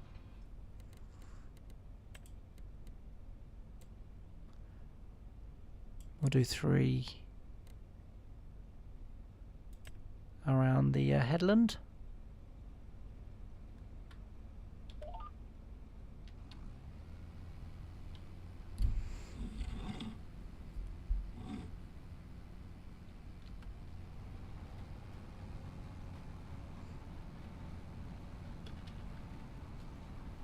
Alright, let's go. We're drilling.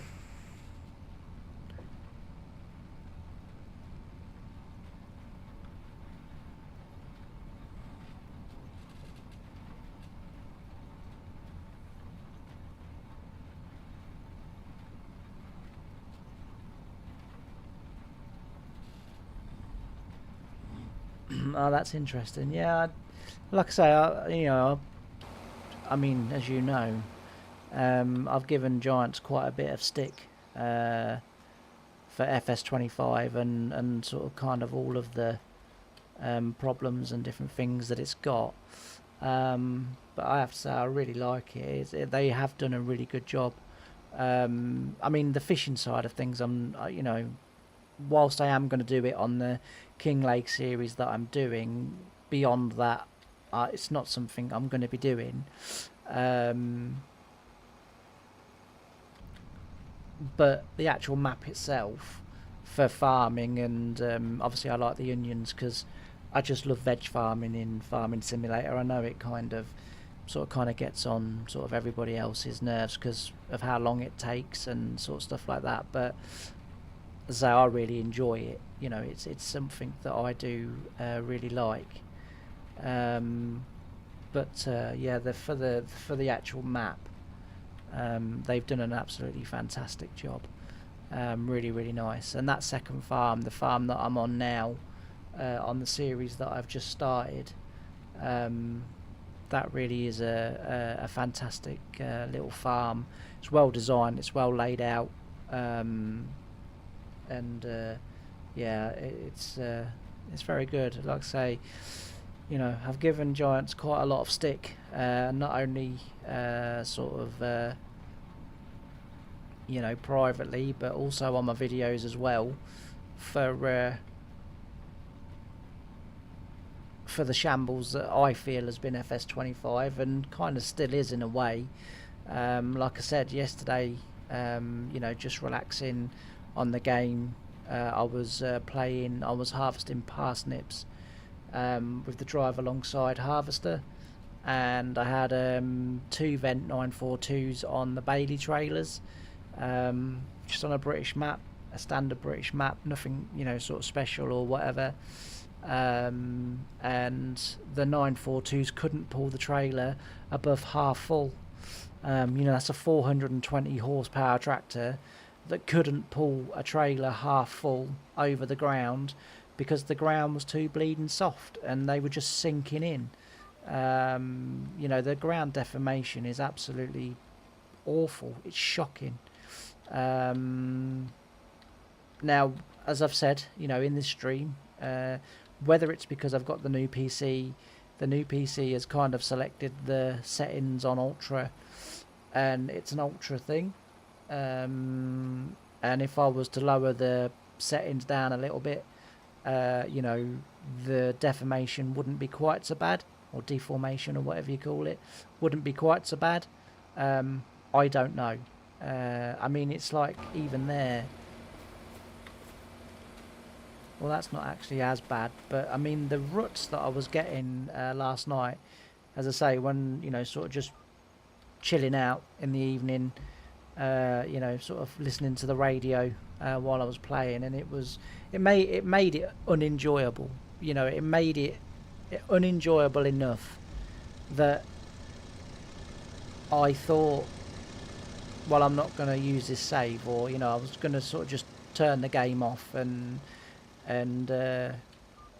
not bother. As it was, I did persevere until I went to bed, but yeah, it was not very good. Not very good at all.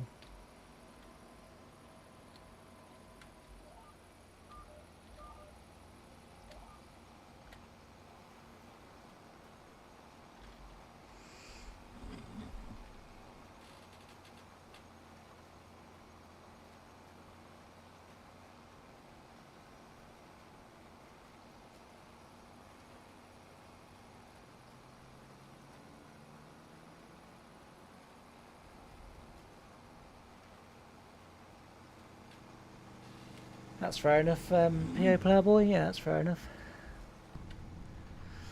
Nothing too major, hopefully, with the electrician.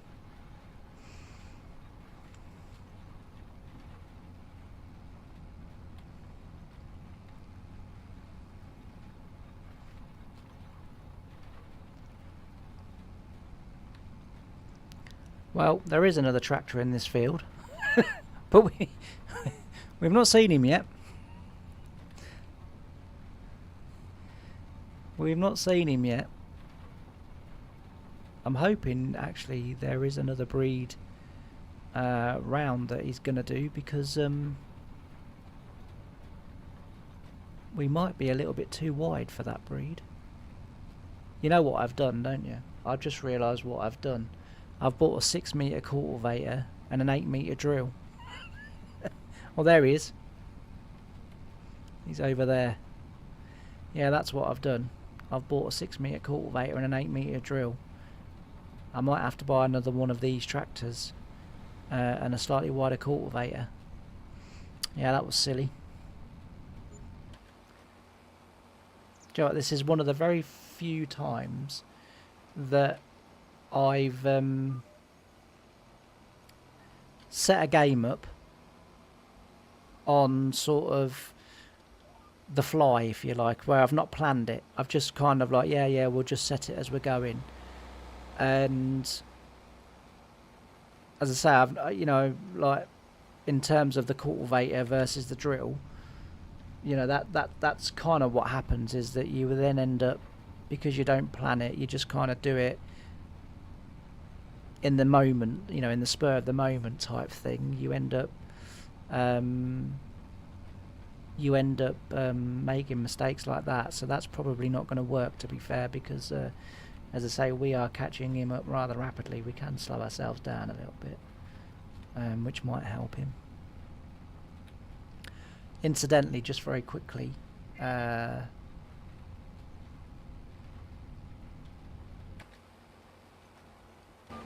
while I am here, I'll just show you what we've done in the cow barn today. So I've discovered that this has got a bow trigger.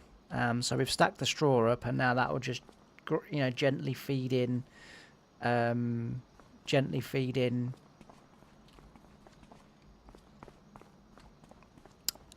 know, over the year, and I won't have to worry about the straw no more. Now I'm hoping as well that trigger might come all the way out up to here, because then I can start to tip some TMR bales on there as well. Now, I don't normally do this, so just forgive me. Anyone that's played this map, is this the red clover? Is it red clover that I can put into that blue tower that can be fermented into TMR without me having to do anything else? Because that's kind of what I'm looking to do. I quite like using the animals and the cows, etc.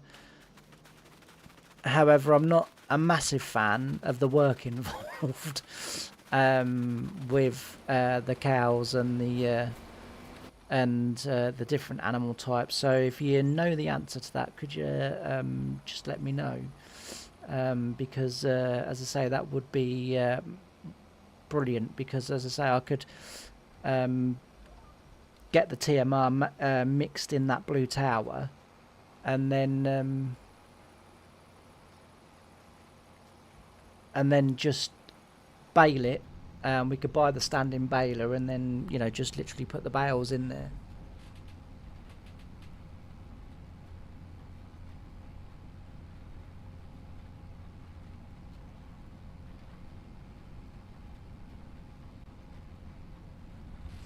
That's fair enough. Yeah, I know the feeling, PA Playboy, with the old house.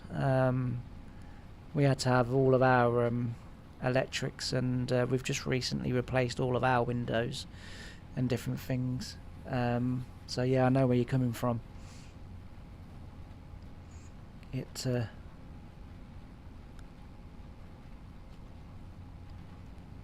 can be a very expensive work to carry out, but needs doing. That is for sure. It definitely needs doing. No worries, mate. No, I just wondered, like I say, it would just sort of make life a little bit, sort of quicker and simpler and easier, because I sort of want a mega farm, if you know what I mean. I want all that going on in the background. And we may well even do some productions and some factories and stuff like that. But if we can have little bits and pieces where, as I say, we're fermenting, the clover, and that's making TMR, and all we've got to do is then bale it, with the standing baler, and then put it into the bale destroy trigger. That would be absolutely fantastic. Absolutely fantastic. That would suit me down to the ground. At least he's managed to get a little way ahead again. But yeah, we're going to have to update that cultivator and get another one of these tractors, and obviously put it on there so that he can keep ahead of us, because when you're 2 meters wider on a standard breed, then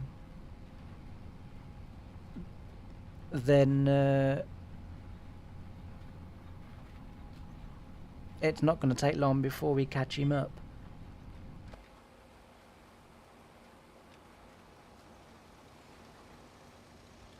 Right, I've just got to disappear for a second. Okay, there's someone at my door. I'll be back.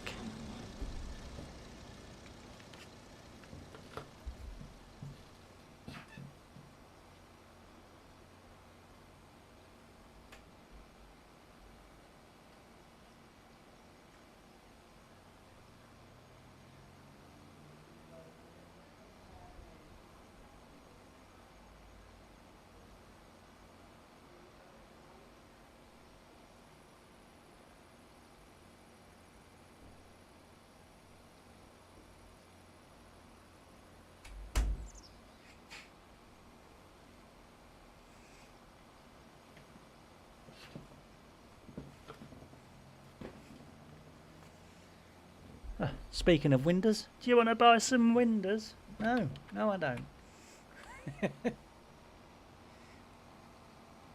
I also took the opportunity to find out whether the house intended to come in and watch TV this afternoon, but thankfully they don't.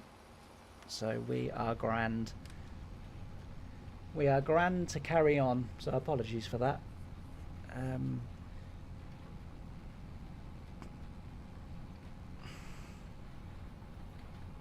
Not apologies for carrying on, apologies for having to pause and run off to answer the door.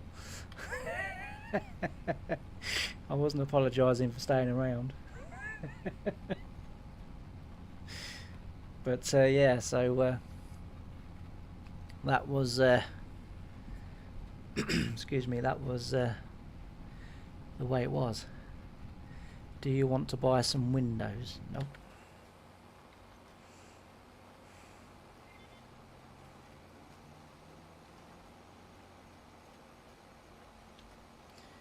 They certainly couldn't have timed it any better. We're between PA Playboy's comment and what I was saying about having our windows and stuff and doors as well replaced. I can't believe how much the door was. The door was like nearly £3,000 on its own. I was like, jeez.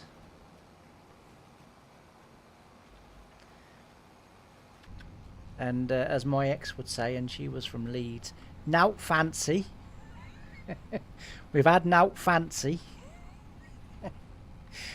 Dear. It probably is the only thing about her that I do miss is a deep northern accent, uh, or deep Yorkshire accent.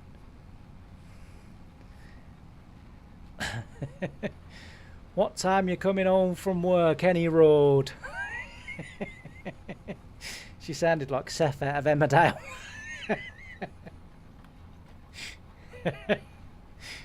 Oh dear, never mind.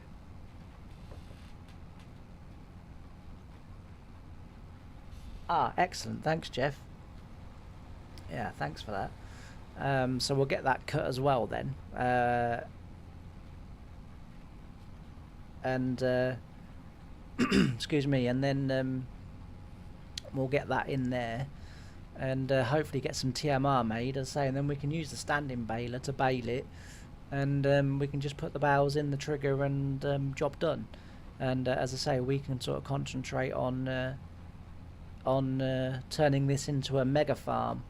I'm not always going to have the money that I've got at the moment. I've just got that money in there to help me sort of set it up as we go along, with the basic stuff that we need. So I'm not going to have 5 million in there for very long, but I thought rather than sort of set it all up and then start live streaming, which perhaps is what I should have done, but I've seen quite a few live streams where people have been setting up saves and series, and they've sort of done it as a live stream, and people seem to have really enjoyed it. And I just thought, well, why not set a series that we're going to stream up, and then and sort of set it up and stream at the same time, and then we'll just sort of carry on. So yeah, as I say, 5 million is not what I'm going to have for very long, because I intend to do it properly and to earn the money that we make, and sort of do it that way. Right. It's the only thing about course play that I don't like, because in theory I've now got a drill from down there. Otherwise he's going to end up cultivating up what I've just drilled. Yeah, I don't like that about course play. But at the same time, it is a little bit more reliable than the in-game helper.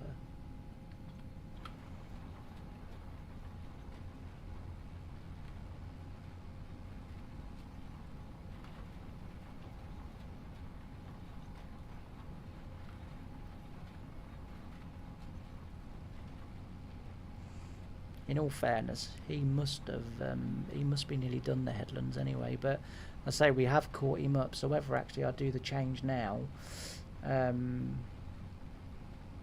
it might pay me to do that.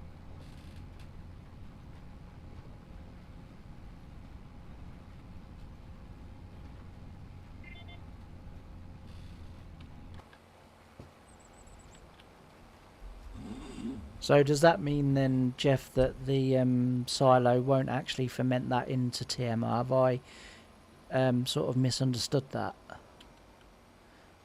Because the way I had understood it was that a certain type of clover and alfalfa, you put it into there and it ferments it into TMR. But as I say, I may have misunderstood that. I may have just sort of got my wires a bit crossed, and that's not actually what happens.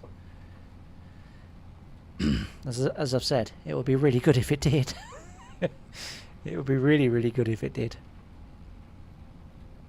But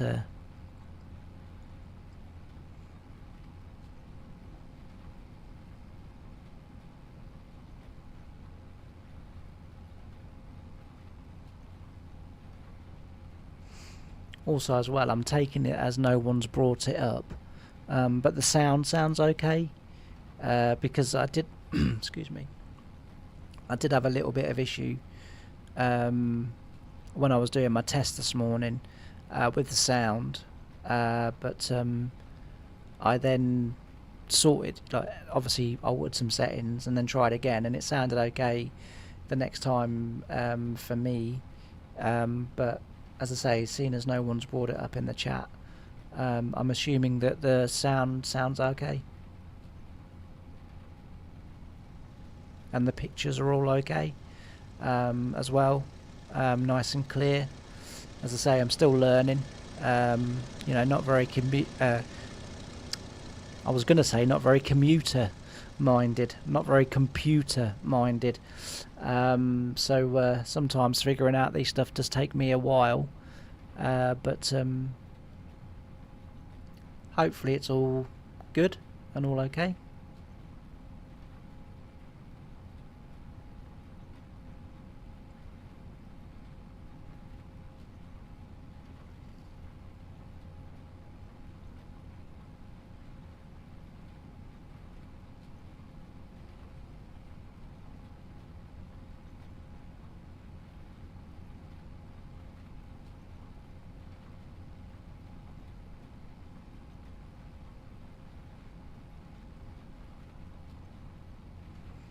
Yeah, this is the one thing I used to love about my job. Just sat on my tractor going up and down the field.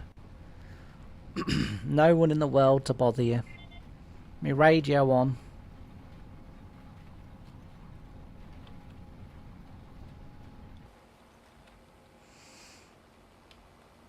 I have to admit, yeah, for me, life couldn't get better while I was doing that. I genuinely do think that I was born a loner.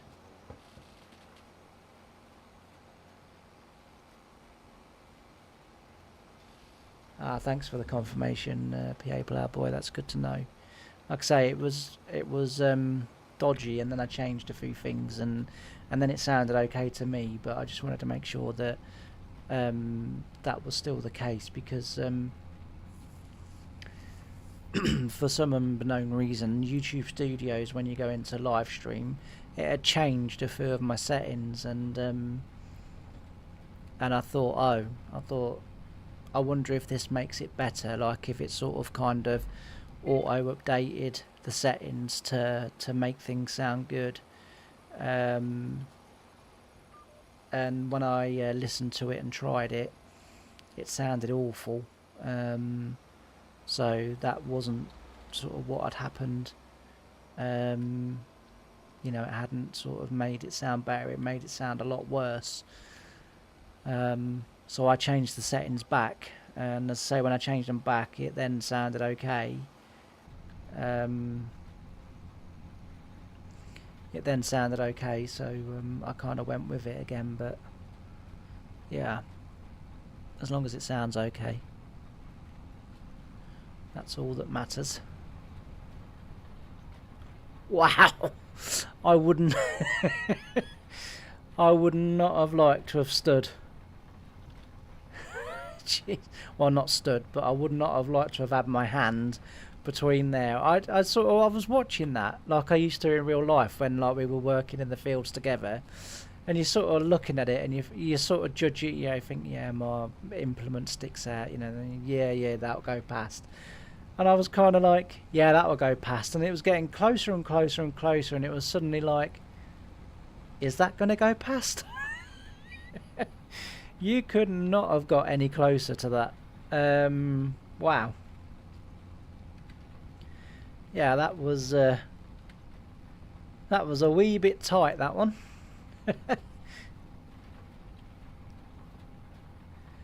A wee bit tight. Jeez. Like I said, I wouldn't have liked to have had a hand or a finger between there.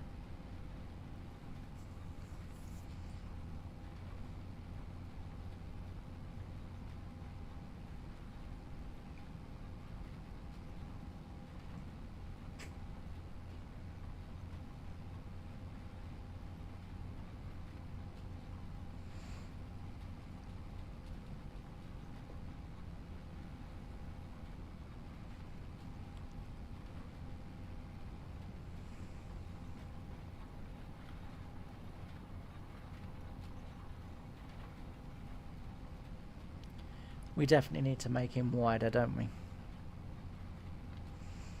Which, as I say, we will do that. We will make him wider. We'll let him do this field. just because we're up and running. And if I redo it on course play or in-game helper, they'll want to cultivate up what we've already drilled. So I will let him finish. I mean, I am going quite a bit slower than him now, so fingers crossed. He will get away from me, sort of thing.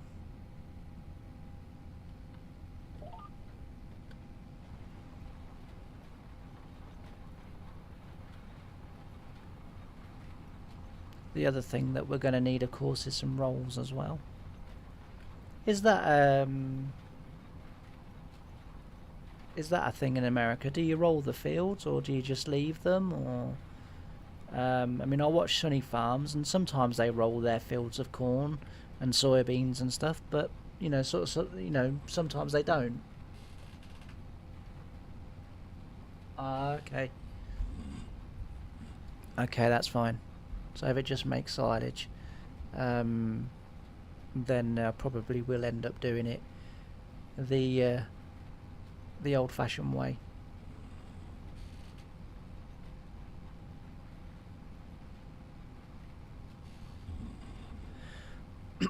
Well, I'll have to end up doing it the old-fashioned way, won't I? Otherwise I won't get TMR. But thanks, Jeff. I really appreciate that. As I say, I'll do it. But at least if it's making the silage, I can put a couple of bales of hay into the feed mixer, and then just top it up with silage. So that'll be you know, sort of still okay to do it that way. Yeah, as I say, we've got him going quite a bit quicker than us, but he's only lightly disking that, so he'll be able to manage.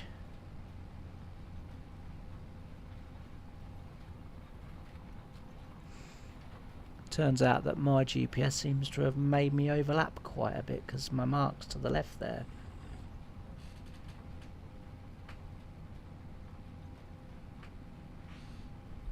Fair enough, PA Playboy. Yeah, I just wondered, like, you know, as I say, I'd seen Sunny Farms do it, 'cause they had, I don't know what brand it was, but they had a set of black rolls. I think they were like sort of 20 some odd meter rolls, or 24-meter rolls on the back of their John Deere, but then, you know, sort of, you don't see it, whether they just don't record it, but you'll see it in a couple of fields, and then sort of they don't bother thereafter. So I just wondered if it was kind of, I mean, over here in the UK, you know, it's part of your drilling program that you will drill, and you will have someone following up on the rolls. You know, that's, as I say, that's you know, sort of been like that ever since you know, I've been alive, really, and or certainly been following farming. And as I say, when I was drilling on the second farm, I used to have a I started off with a young lad, Terry, I think his name was. I started off with him following me with the rolls, and he was a pain in the bum, and he got sacked quite quickly. I think he was with us about a month, 6 weeks, something like that, and I went to the farm manager, and the farm manager came to me and said, "How's he getting on?" And I said, "Don't talk to me about him." I said, like, it's a complete waste of space and time. And he was like, he goes, "Yeah, we're not that impressed with him ourselves." And I said, "Why is that?" And he said, "Well," he said, "you all start at 7. He said he sort of rocks in anywhere between sort of 7:45, 8 o'clock, and then it's a case of, like, you know, you say to him, and he says, yeah, but I'm only contracted to work till was it 5, I think." And he said, and I always work till 6, so I always make up the hour. Don't work like that, mate. You know, we perhaps wish it did work like that, but it don't work like that. So yeah, as I say, it was he was not he was not brilliant to have around and following you up. And as I say, it was a pain in the backside. He was, because if he ended up getting to the same field as what I was working in, you know, he would sort of park up and walk across. And because he would sort of be on a John Deere, usually 7810 or maybe sometimes the 6810. But the Rolls did spend most of their lives on the 7810 just because it's obviously a slightly more horsepower tractor. And yeah, he'd walk across the field, you know, because I'd be on my Challenger drilling, and he'd be like, oh, you know, I'll ride with you for a few hours. It's like, no, you won't. No, we don't do rides. I'm not a fairground attraction.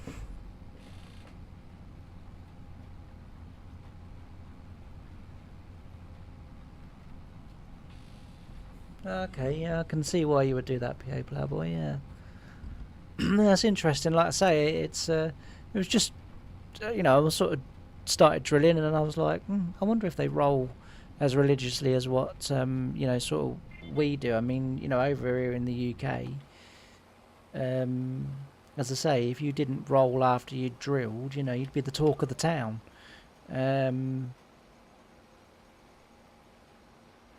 And I didn't, you know, so I just wondered if it was sort of kind of that way, you know, not only in the States but sort of across the, you know, the rest of the world, whether it was as what can I say, as not popular, but for the want of a better word, we'll say that. But yeah.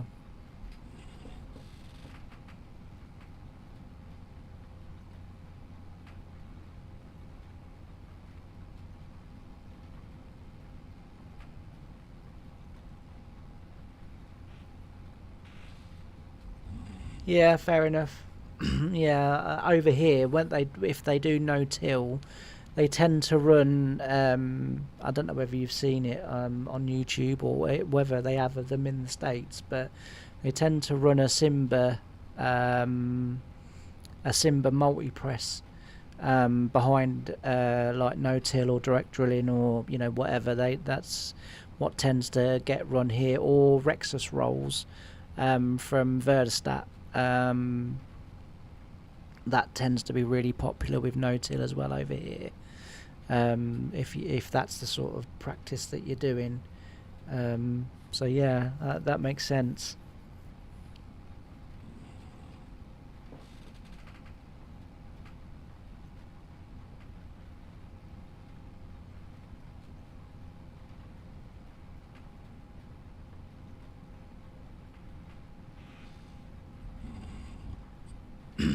Yeah, so not too dissimilar to what you're describing to the first farm that I worked on. That had that was sort of medium to heavy land, and that sounds very sort of similar to some of the issues that we had. That you know, if you left it or whatever, it would it goes sort of quite hard, doesn't it, on top?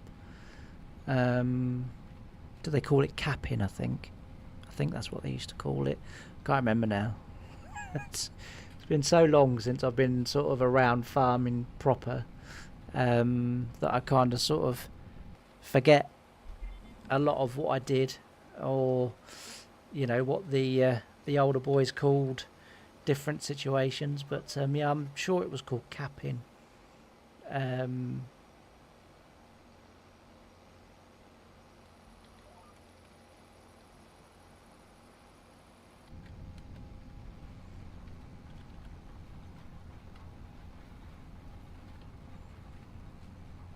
It would appear we're catching him up again.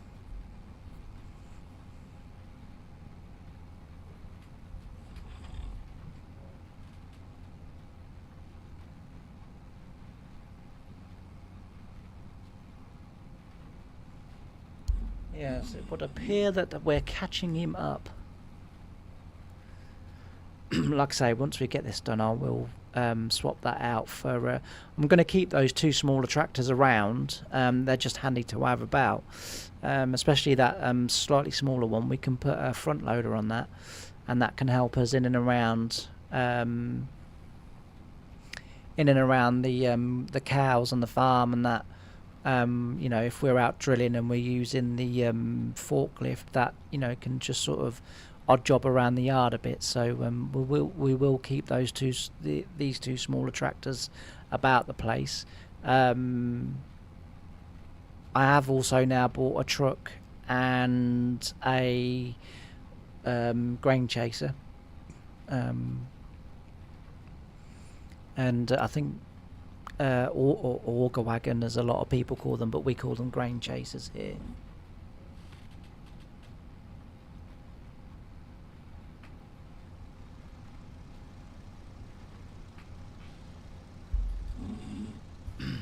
Yeah, that's fair. Sort of clay we have quite a lot of, especially as I say on the first farm that I worked on. The clay was quite bad. It was especially really crappy if you were trying to work the land after sugar beet and it had been wet. That was when the land would get really cursed around here. Many a winter's night trying to plough clay, sort of absolutely saturated clay after sugar beet was just horrendous. But I mean, it wasn't that great a land anyway, because pretty much all it was good for was wheat. And yeah, we used to grow sugar beet in there. We used to find actually that it would be for a year or more, it would be quite friable after peas. So we used to put peas in there, and then follow it with wheat, and that wouldn't sort of be too bad. But yeah, for everything else, it wasn't that brilliant.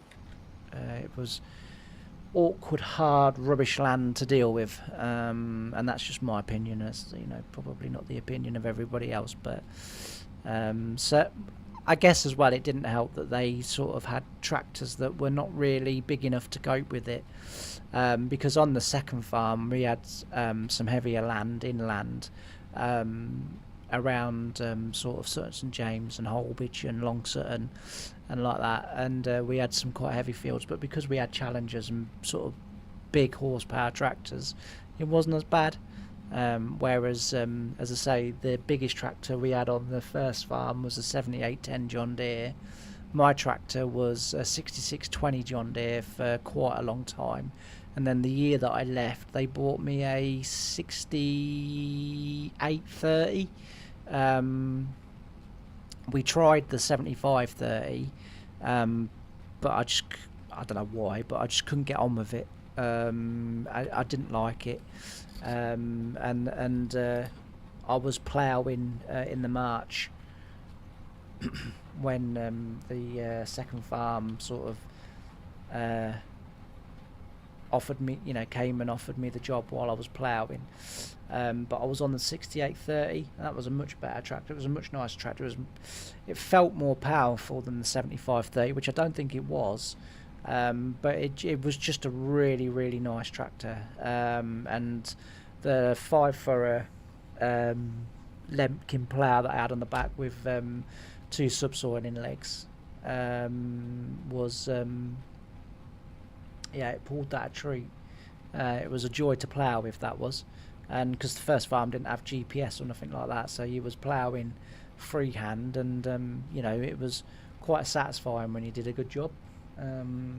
Which I don't mind saying. So I pretty much nearly always could plough straight, and did, especially when I had the tractor with the horsepower, because 6620 used to spin quite a lot. Like, you used to get loads and loads and loads of wheel slip, on the tighter land, especially if I was pulling the Lemkin with the subsoiler legs on. It didn't reckon a lot to that, but if I was pulling the subsoiler legs on the 6620, I had to take it down to 4 footers, so I'd take the back footer off, because it definitely wouldn't have pulled 5 footers. But the 6830 managed the 5 footer, more than comfortable. yeah, it was sort of good working. That was, like I say, it worked well. Um,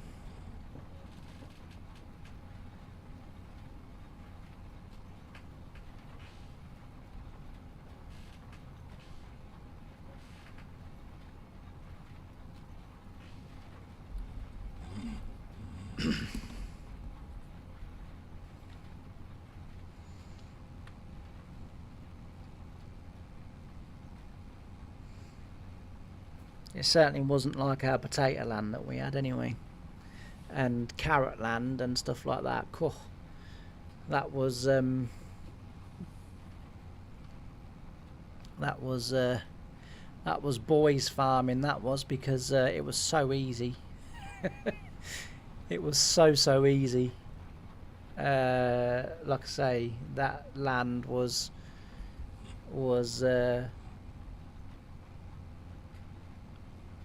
yeah, it was just no effort farming that land. You if we was on that sort of land, very often I would put my 14 for a plough on, and I could, a week I could probably plough,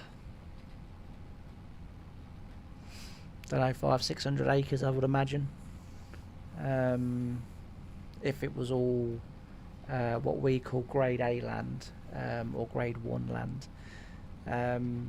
Yeah, it was just like, wow, it was ploughing nothing. It's like ploughing air. It, you'd sort of be ploughing it, and it would break itself up and crumble. Make a seed bed, just as you was ploughing it. That's how sort of fine it was. It was honestly, you didn't need no cultivation behind. You could literally just plough it and then just drill it straight behind, and it didn't need working again. It was fantastic land. It was. But say very rarely was that type of land cereal crops. That type of land that we had on the farm, that would always be veg. So it would, whether it be peas or beans or like green beans, parsnips, carrots, that sort of stuff. Yeah, very rarely ever went to cereal. The farm manager used to say you'd waste this land if you put wheat in it.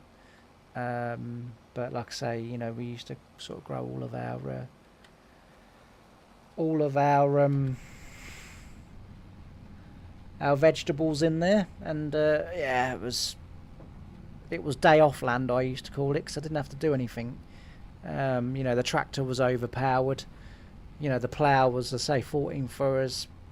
The tractor didn't know it, got it on the back, and the land was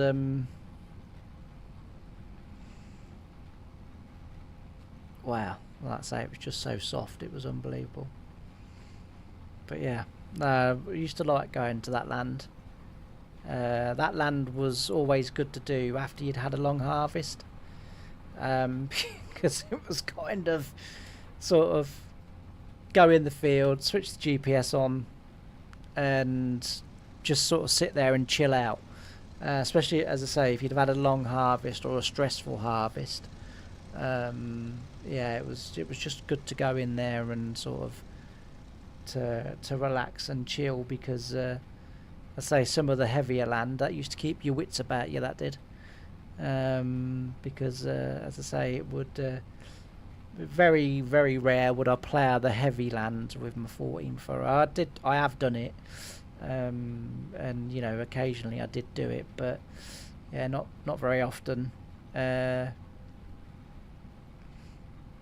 was just easier to go in there with the slightly smaller Challenger and put the with the 8 furrow mounted Lempkin, which was offset. But it would go in furrow as well. So if it was raining, rather I didn't have to sort of straight away switch over to my wheel tractor.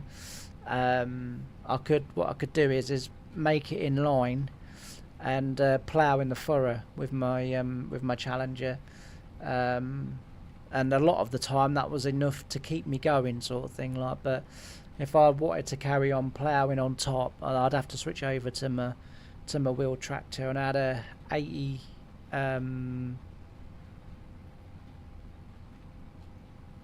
8530 was the first one I had, and then an 8345R I think was the last one I had.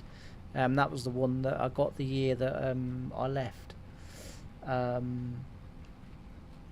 Yeah, the year, well, not the year I left, but the year I had to sort of pack it. Oh, do you know what? I've had the wrong bloody marker out.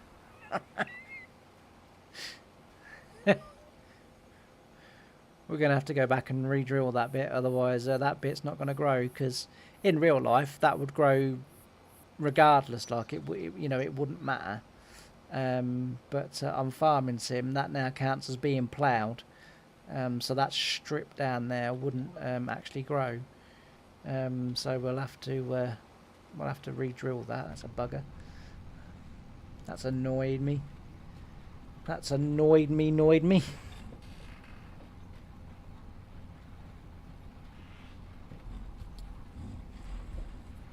But yeah, anyway. I suppose it gives him a chance to get ahead a bit more, doesn't it?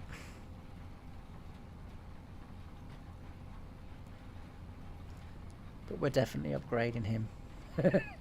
I can't be doing with driving up and down these fields too slow. So we'll definitely be upgrading him. We'll probably get a we'll get one of these, but with the 4 tracks, and then well, I don't know, actually I might just get another one of these. I got this one, the only reason really I bought this particular tractor was because I wanted it for the auger wagon, or for the grain chaser, for when we're harvesting and different things, and obviously tip into the truck. That was the only reason why I bought this one, because I bought the is it J&M grain cart, or auger wagon, or, you know, chaser bin, whatever you want to call it. I'm just going to call it chaser bin, because that's what I know it as, and it means I don't have to put a lot of thought into all the other names for it. But yeah, so as I say, I I bought this tractor for that trailer, or, you know, grain chaser, so that I could have the muscle to pull it, because I think it holds 41,000 litres. So those little tractors, yeah, they would have pulled it, but I think they might have struggled with it. Whereas, as I say, this tractor will manage it, you know, more than fine.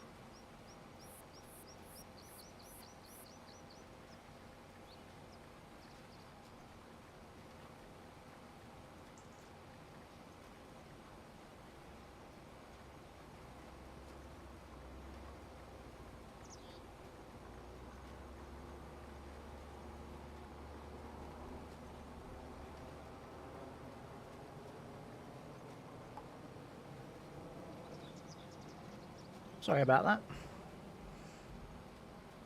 I'm not too sure what happened there. It went quiet.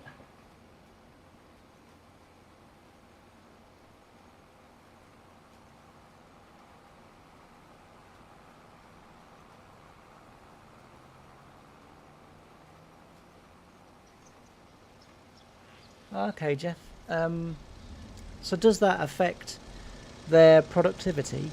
Like, is their productivity? I know they're slightly different dairy cows that obviously, you know, I'm sort of running. Oh dear. Or what have I done now? Oh dear. Oh dear. Can anyone tell me what I've done?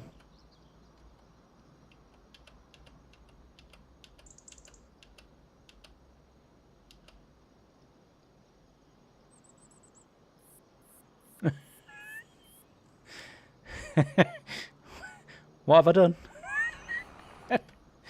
Oh, hang on. Are we getting back? Hey, oh, hey, oh. We ended... Where did we end up? Over to the side of road. I don't know what I did there. I've not seen that before. Oh. What are the numbers?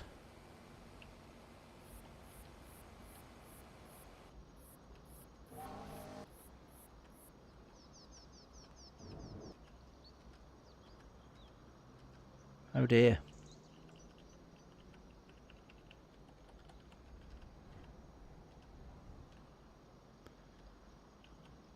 Well, that's no good. That's making my game lag terribly.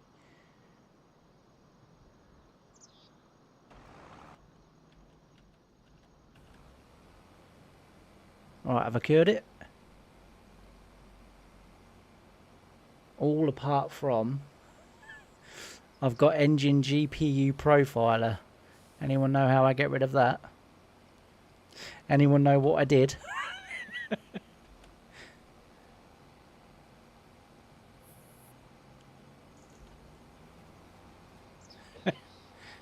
Oh dear, that was crazy. I have no idea what I just did.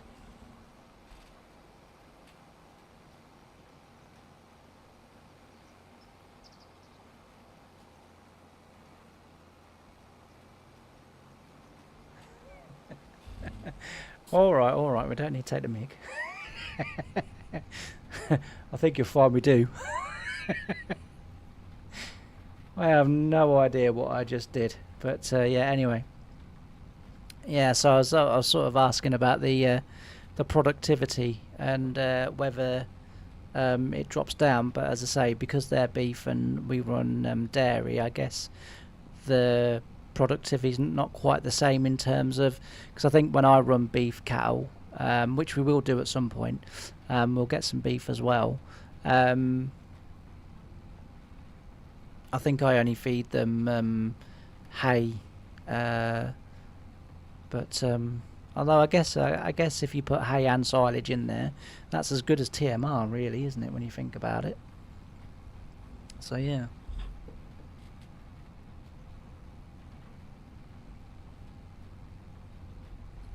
Sorry, Pierre Playboy, I missed that one. It's well, it's actually changed in the last half hour. It was a really bright blue sky, quite sunny, exceptionally cold, but now it's gone well, there's still blue sky out there, but it's now more cloudy. Yeah, it's cloudy and it looks as if the rain's coming. I know that on Thursday, I think it is, the temperature goes back up to 15 degrees, but it does talk of heavy rain, which, you know, I'm not bothered. I'd rather have it raining and sort of kind of warmish than sunny and cold. So I like the cold, don't get me wrong, you know, I'm not opposed to the cold. You know, I don't mind the cold, but if it's sort of 13-14 degrees, yeah, it's wet, but you know, I don't, you know, sort of, I worked on a farm for God knows how many years. You know, a bit of rain don't bother me. Go outside and carry on. It's usually, to be fair, actually, certainly in the winter months, you know, that's when I'd go outside and maybe try and do a few little bits and pieces. You know, if it was, you know, sort of mildish and wet. Like I say, I mean, you know, I would go out there if it was cold and sunny as well. That didn't bother me either. But yeah.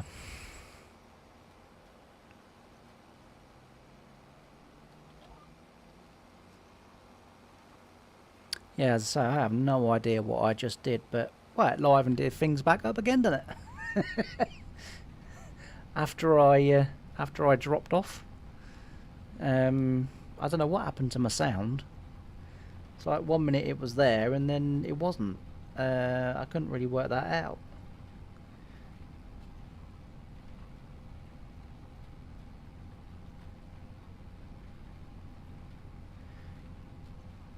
So yeah, I don't really know. I don't know what happened there. It's kind of, I'm chatting away, and my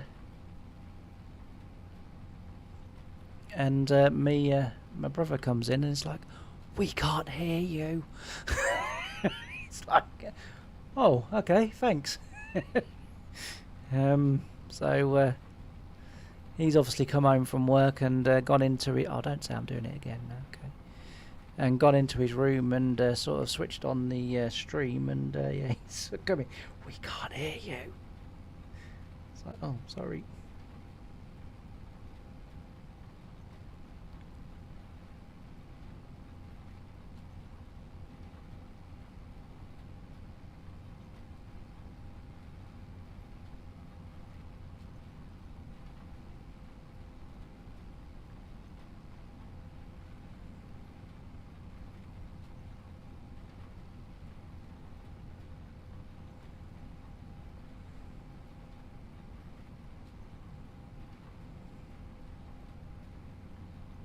I think it just went off again then.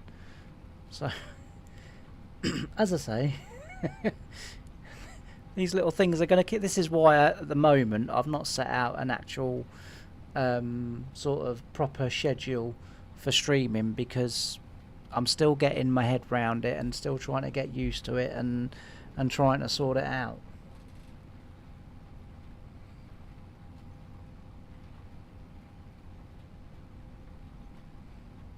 But once I do actually get there properly and sort of, you know, we can just go straight to it, I'll A, try and make it look a little bit more professional, and B, I'll try and make it sound a little bit more professional, and C, I'll try and act a little bit more professional.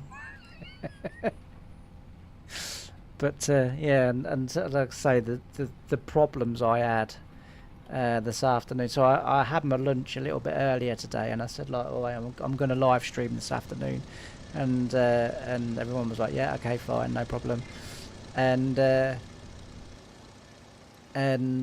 sort of, you know, came in, got one or two little bits and pieces and jobs done that I needed to get done first, and then thought if I start live streaming about 1:45, that'll be fine, and at about 20 to 1 or 25 to 1, something like that, I started setting the live stream up, and at about 25 past 1 I finally managed to make it connect so that everybody else could see what I was doing, because all I had was a black screen.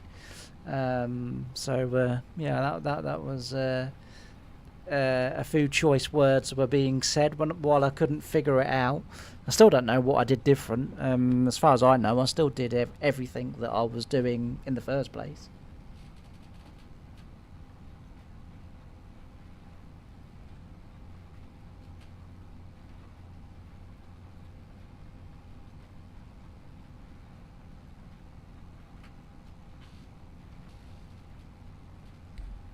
That's not a bad return for, was that 3 months, I think he said there?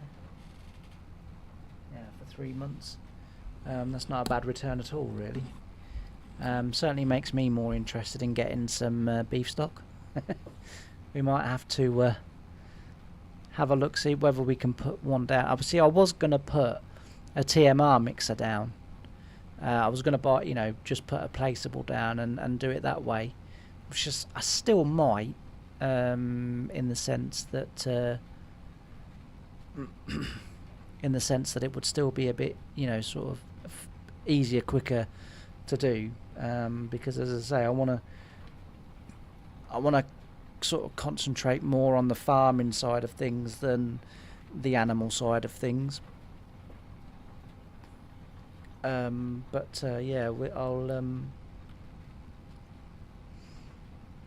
I do like doing the animals, having the sort of dairy cows, but I do sort of like low effort animals, if you know what I mean. It's not, obviously my job was arable and sort of vegetables and sort of stuff like that. It wasn't nothing to do with the animals, and but I do like the fact that it was brought into Farming Sim, and I do enjoy having cows on the farm, and sometimes I just put cows on there and sort of kind of don't do nothing with them, because they do sort of make the farm feel a bit more farmy and a bit more atmospheric and a bit more homely. Do you know what I mean? Like, because I do find that even in the modded maps, things can feel a bit sort of isolated and a bit not lived in. That's the biggest thing I have with Farming Simulator maps, and modded maps as well, that they just don't feel lived in. It literally feels like you're the only one in the whole world that's there, and I imagine that's quite hard to achieve in terms of when you're making a map and sort of stuff like that. Hence the reason why from my ground up save, on that save, I am trying to, or I will be making that map feel lived in, by putting the buildings down, by putting people walking about the place, by sort of doing stuff like that, and putting other things down. So, as I say, that will be a that is a goal for that save. And as I say, like, if you haven't checked it out, go check that series out, 'cause I think it's a really good series. I know perhaps you might say, well, you're biased because you're doing it, but as I say, I do really like it, and I really like the concept of it too. I think it works very well. It worked very well as a live streaming series. I have to say that, because of the progress and the slow nature of everything, and sort of taking your time and going through building houses and building buildings and stuff. Again, when it was first announced by Giants, I was like, release a farming game, what the hell do we want? We have construction simulator for that, but actually I really like it. When there's not much to do on the farm, i.e. sort of once you've got all your plants cropped, in the ground or whatever, and then you sort of, there's always that limbo period I find on Farming Simulator where there's not much else to do, in the sort of month or two leading up to harvest, and so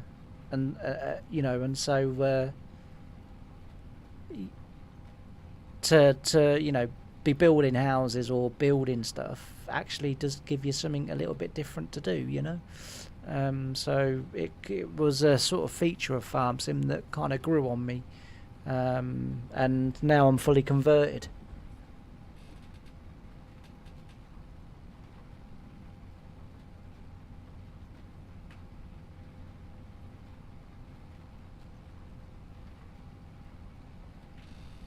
Yeah, that's kind of how I feel as well, Ploughboy, about the animal feed situation. It's. Excuse me 1 second while I sneeze.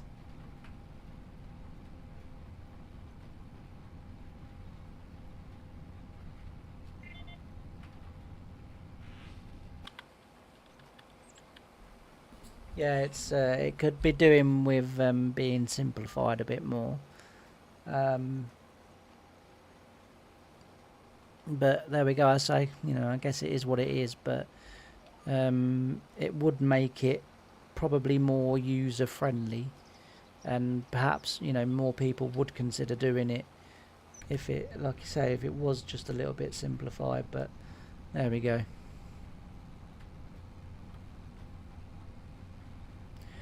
We're nearly done now. We're nearly done now. Not once he gets done, we can speed up. We can go I'll tell you what. Wasn't very often I would drill in real life at this speed. Usually this speed would be reserved only for ploughing and drilling. But I wouldn't have my 9-metre Verdestat on the back. I tended to have my 5-metre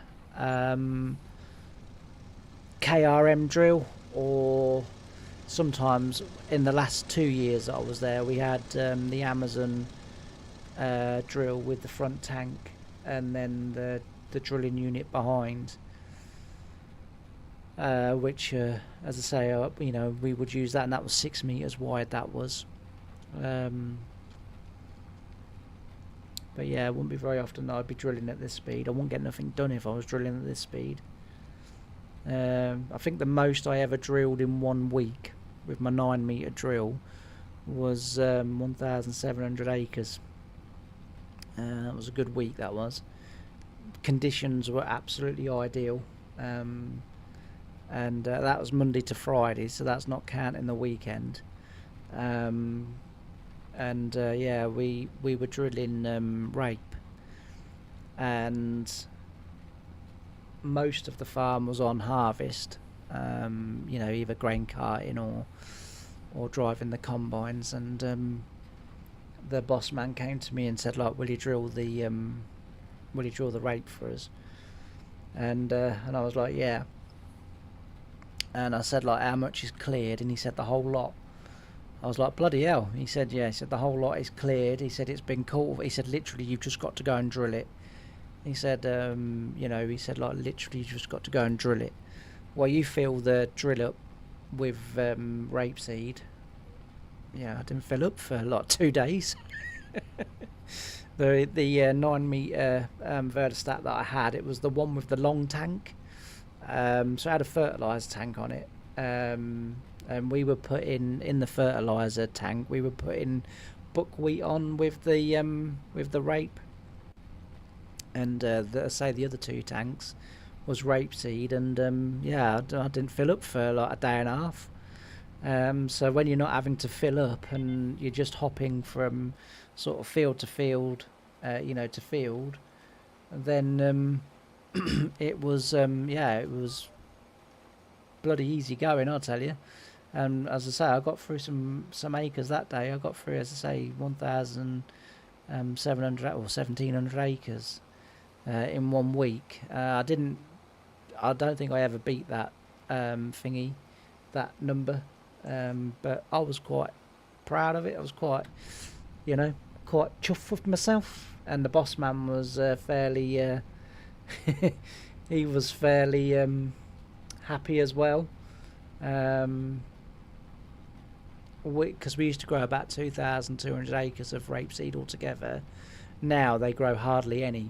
Now they don't really grow any at all. But back then, I'd say we used to grow a lot of it. It used to be a really good price. I guess the reason perhaps why they don't grow much of it now is because of the price of it. It's the same with the sugar beet. You think when I was there, we used to grow about 1,500 acres of sugar beet. And I think this year, I was talking to Kerry a little while ago, and I think this year she said they had 300 acres, and next year they reckon they're halving that again, so that's like 150 acres. So to virtually drop sugar beet from the rotation again is something that I wouldn't have thought I would have ever have heard. But I said to her, like, how much is it? And she was like, it's like £13 a tonne. I mean, when I was there, I think it was 25, was it, or 28, something like that. So £13 a tonne is, it's costing them money to grow it. They're not making no money on it. And so I can see why they're dropping it off. But Apparently a bit more wheat has gone in the ground this year. They've upped the pea land. So when I was there again, used to grow about 2,000 acres of about 1,000 acres of peas. It would be 2,000 acres with the green beans. So green beans and peas was 2,000 acres, and so about 1,000 acres of peas, and they've upped that this year to 1,500 acres, and apparently that's going up next year to 1,800 acres of peas. So Lord knows how much land they've got now, because as I say, they had about sort of 12 to 15,000 when I worked there. Lord knows how much they've got now. I know one thing: their machinery keeps getting bigger. It was big when I was there, but it seems like it's getting bigger now. They've just bought another two. Apparently, all the farms in this country are hard up. They're all sort of kind of to anyone that will listen. Oh, we could go under and this, that, and everything else. And sort of the farm that I worked on was no different. And Kerry was like, oh yeah, we're really struggling, blah blah blah blah blah. And then the other day she rang me up and said, oh, I've just been bought a 1167 vent crawler. I was like, yeah, sounds like the farm's hard up, love. And I think she said that they had like sort of 2 or 3 delivered.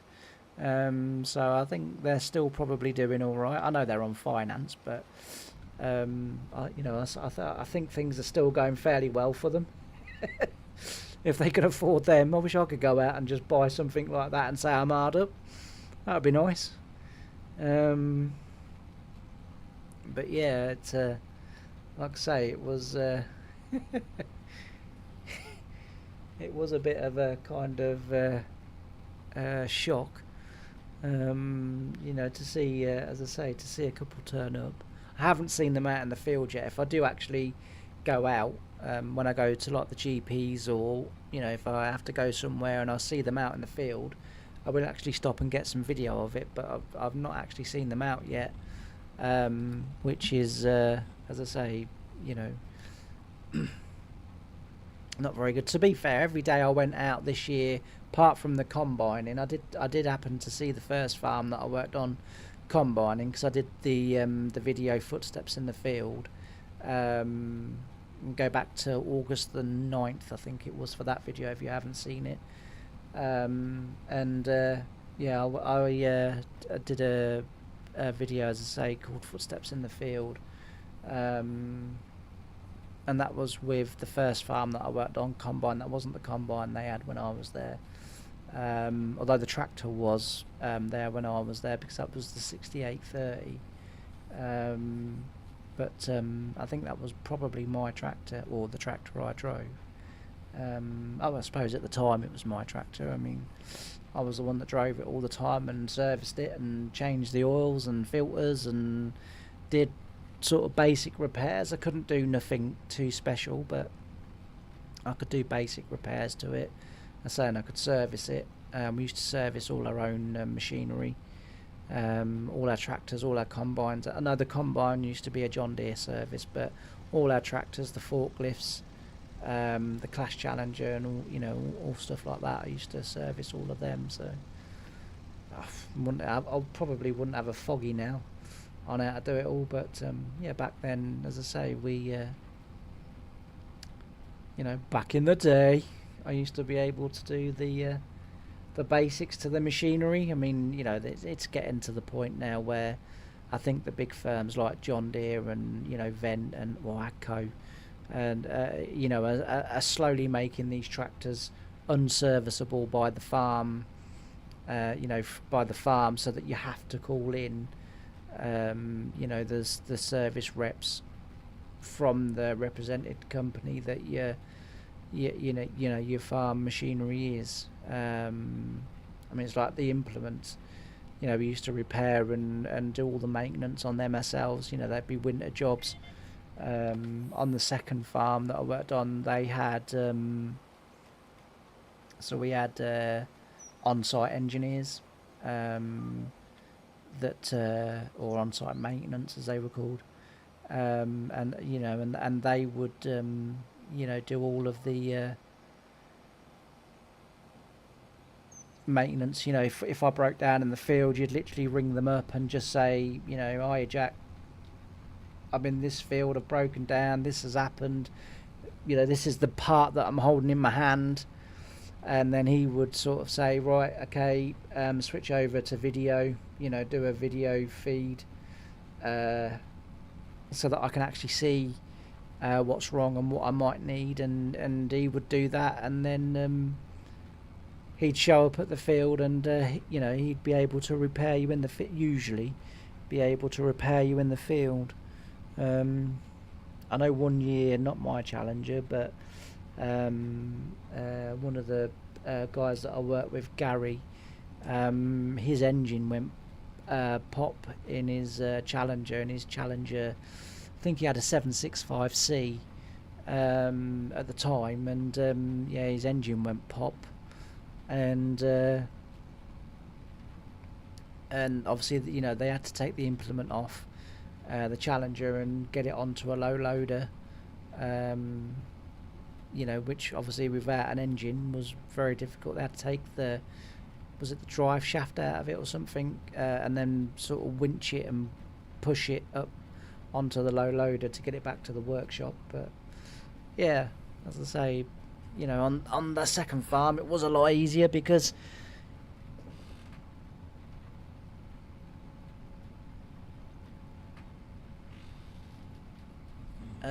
you know, it was now then, you just see what I did to the computer. I've literally just moved my microphone and the whole thing has come off the desk. Hang on 1 second. I will be back.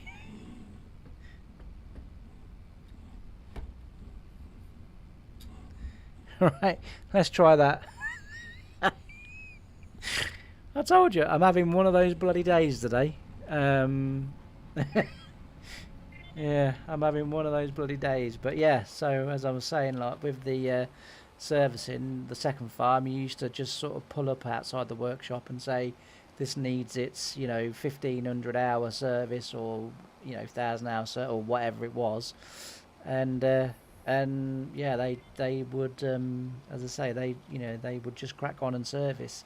And usually on the second farm, if that happened, say like that happened peak season, you know, if that happened, as I say, you know, right in the middle of you know, drilling or whatever, they did we usually had a floater like Challenger sort of hanging around that would be there for, you know, for any one of us that's tractor was being repaired or serviced, that would be available for us to to jump on and carry on, sort of thing. You know, we wouldn't be stuck for a job. You know, we'd still have a tractor available to do the to do what we were doing.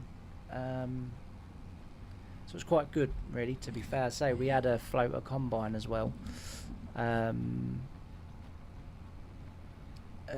third one. They had 4 when just the year before I started there, but they then moved over to 3, and they had 2 770s and 1 600, Lexion 600, and yeah, so the 600 would float around in the yard. They did eventually the second year, so I'd been there a year. Yeah, so it'd be my second harvest. They moved over then to having 3 770s and running the third 770 sort of continual with the other 2. The other 2 were still considered the farm's main combines. But it just meant that you know, with the other one going, it meant the other one could basically go off somewhere else to another area like Norfolk or Suffolk or into Lincolnshire or Cambridgeshire, or, you know, anywhere sort of like that. And you know, you would be able to get, I mean, now they've got 2 Lexion 8900s. And apparently next year they're thinking about changing it for one New Holland CR11. So I mean that would be interesting to see whether that does happen, and the fact that they think that one New Holland CR11 can do the work of two Lexian 8900s, that would be again very interesting to see. Or less they're going with the two 8900s and a New Holland CR11, I don't know, but yeah, hopefully next year I'll be able to get some video footage of that. That would be quite cool. We will just ride with him and then take this back to the farm.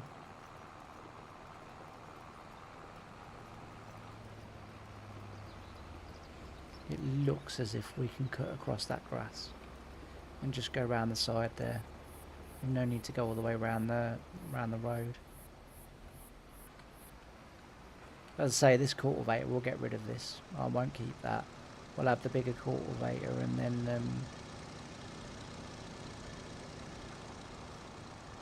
and then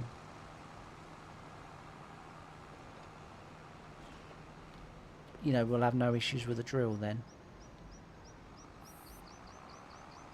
because they'll be the same size, the same width, and we'll set him off a little while ahead, and as I say, then we shouldn't catch him up then.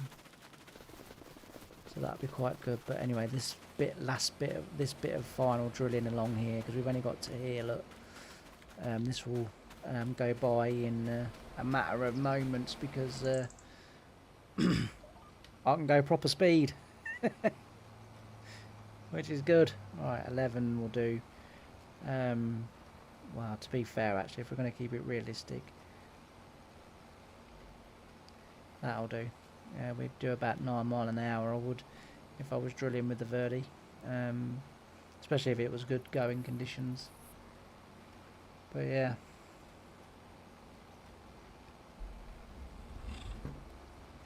Excuse me.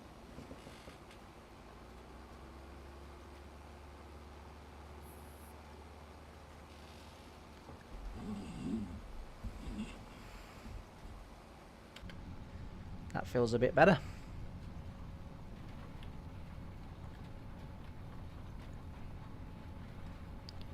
You know, the one thing I forgot to bring with me today before I started streaming was a drink. So we're going to have to remember next time to bring a nice bottle or a flask or something in. I forgot to bring a drink.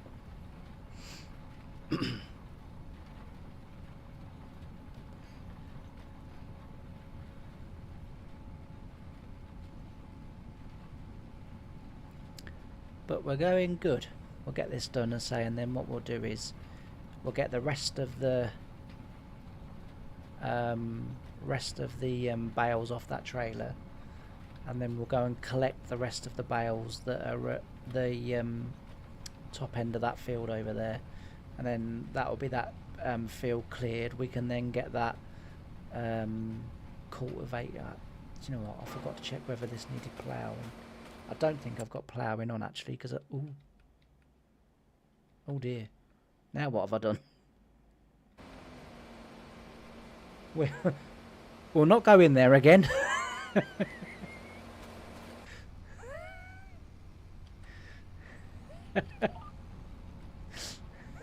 You didn't see that, right? Yeah, we'll not go in there again. But I think I've got periodic ploughing turned off. Because I think I remember asking the other day in the stream whether ploughing was something that was done in the US, and PA Ploughboy kindly said that it wasn't. So so that you know, that's okay. So we can just crack on with cultivating and getting that done. Yeah, I know. No one saw it. Lord knows what I've done. I mean, obviously, Jeff, you'd said that it was the F key, so I've clearly pressed like F5 or 6 or 7 or something like that. But I have no idea which one does what and why I'm getting all of that sort of come up. So we'll just stay out of the start menu. We've no need to go in there. We'll just stay in game. We'll just clear our bale. We'll finish our drilling, and then we'll just clear our bales, and we will and we'll say no more about it. And if it persists, we'll get our fishing rod and we'll go and do some fishing. Earlier in the stream, I tried it again because I always get the message like fish caught or whatever. And then instantly I get the message, fish got away. And it's like, well, like what am I supposed to do? So this time when it came up, I instantly pressed the mouse button. And then a message came up and we read the message. And then what we did was we got told that some things would happen with a hook and a bar and whatever else. It's a good job I didn't get that wrong, wasn't it? You imagine how that would have sounded if I'd have said a hooker and a bar. That would have made me sound good, wouldn't it? But yeah, with a hook and a bar. And I managed to catch the fish, and it was £100 trout. Yeah, we managed to catch a £100 trout, but we didn't keep the money. We were very kind, and we put the fishy back. Yeah, we put the fish back. I don't know why I'm getting these grooves on the side of the drill all the way across there, unless that's where the mark's been, and then that's how the drill covers it back in. Perhaps that might be what that is. I don't know. No, that's on the side. It's on the side of the drill. Don't know what that is. Why that's like that. To be fair, actually, and I know Farm Sim isn't that realistic, but I used to get a line similar to that on the real one. In certain fields, you would get a line like that. But anyway, we'll drill back up, just in case there has been a slight gap between this breed and the last breed on the headland. So we will drill back up, and then that'll be, as I say, this field drilled, and then we'll get that that trailer unloaded, and then we can go back with the Merlot, and excuse me, and then we can get those bales collected, and then we can crack on with a little bit more land work then. As I say, we can get some more drilling done. So I'm just going to keep it fairly simple for this year. So canola in this field, you know, we'll do a field of wheat or whatever, and we'll do, as I say, we'll do a field of wheat or oats or something like that, and then it's a pity that you can't start off with one of the smaller cotton harvesters, with a smaller cotton harvester, because I'd grow some cotton in the other field, you know, just for something different, because it's, again, not something, obviously, you know, from the UK that I would normally grow. So, you know, it would be nice to sort of do that.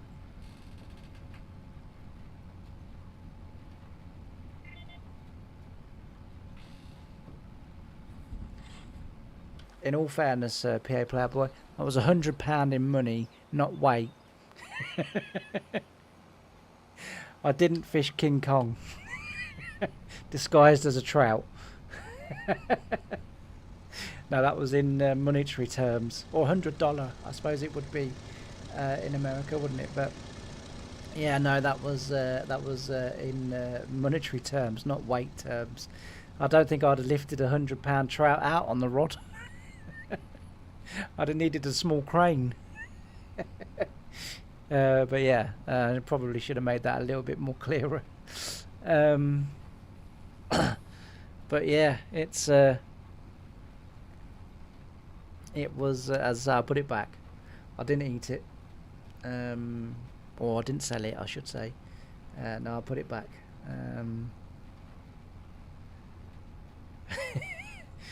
Just got this vision now, PA Player Boy, of me pulling this supersized nuclear modified trout out of the lake.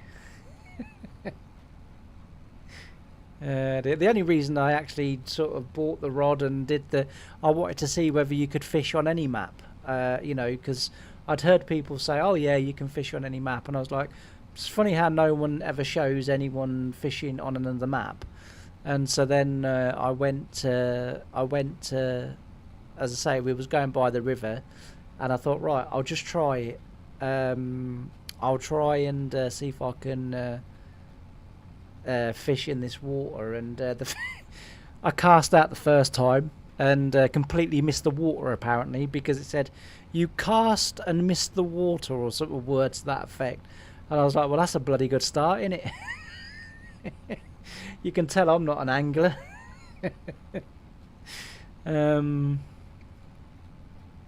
the second time we cast again, but this time we actually aim for the water, because apparently that's an essential part of fishing. Yeah, so we did that, and then as I said, that's when I caught the 100-pound trout in monetary terms. I pulled it out of the lake. So yeah, that was that was good. But I shan't be doing very much fishing on here or whatever. I say not very much. I won't be doing any. Yeah, I won't be doing any. As I've said, you know, Kinlag, yeah, on that series, yeah, I'll do it on that series. You know, the DLC, the map and everything was built and designed specifically for it. But on all my other series and you know, sort of moving forward, I won't be getting involved with the fishing. It's not something that I wanted or whatever. In fact, if that would have been the only thing about the DLC, then I wouldn't have bought the DLC. Because the only reason I bought the DLC was I wanted the onions and the equipment, so that I could, you know, grow onions on my farms. Because as I've said, and as most of you all know, I really enjoy the veg side of farming sim. I think it's you know, I think it's a bit simple. I think it's a bit basic, and I think that Giants need to update the potato mechanics and the sugar beet mechanics, and update some of the equipment. And the GT170 potato harvester wouldn't go amiss, Giants, if you're listening. Do you know, I have tried so many times myself to convert that over to FS25, and can I as hell do it? I keep getting up errors and this, oh dear me, and in the end I just gave up. I thought, well, I was following sort of online YouTube found tutorials on how to do it, and I just can't do it. I don't know why. I mean, it doesn't surprise me that I can't do it, because like I said, I'm not particularly that way minded. So you know, like I say, I'm not surprised I can't do it, but it was worth a go for me, because as I say, I really want that Tatey harvester in the game. Yeah, I really want it in the game. But looks like we're going to have to sort of go without. There is a version for FS25, but the people that are using it, I messaged them and they just said, no, it's private. You know, no chance. Convert it yourself if you want to use it. And it was like, okay, you know, fair enough. You don't need to be quite so magnanimous about it. Jesus, that ground needs levelling off. We're gonna have to get the levelling tools out, I think, and put some concrete or something down there. Now then, if I line this up, we all know I'm gonna make a pig's ear of this, don't we? We all know. PA Player Boy and Jeff are taking bets as we speak.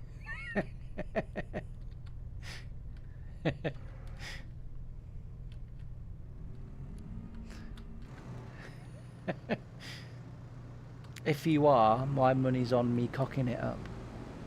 Oh, keep banging our heads. Let's just duck down a bit. Right, this is a bit bumpy, this. Oh, dear me. I mean, this is proper off-road stuff in it in there. Jeez.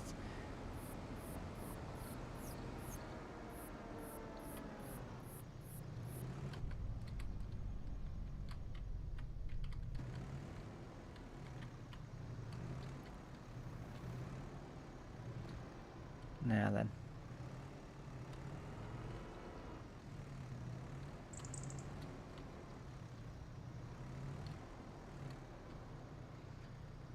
I need this bale to be on the side.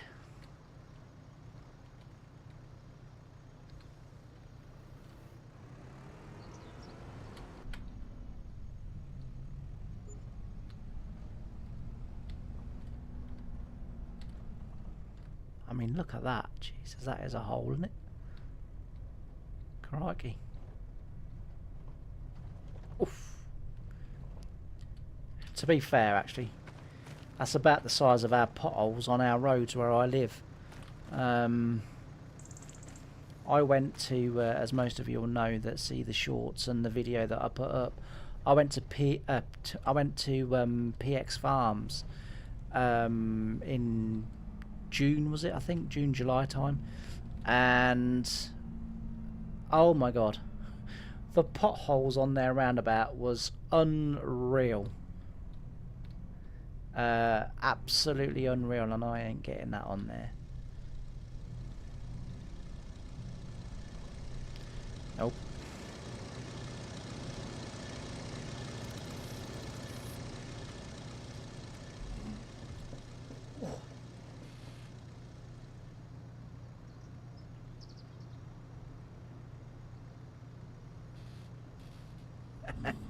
Yeah, I know what you mean. That seriously, it needs leveling, doesn't it? You can't have it like that. I'm not going to have any. I'm not going to have any tractors left if I keep it like that. I don't think I'm going to get over there, am I? I think that's going to be too. I don't know. Yeah, because I'll need to boom out a bit more. Yeah, that's not happening. For those of you that bet on that I was going to cock this up, we have a winner! Let's put it there, see what happens. It's going to fall off. Ah, well. It was a good idea though, right?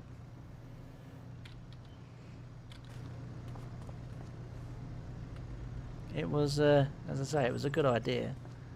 I suppose I could always put it in with my hand, but that seems a little bit unrealistic.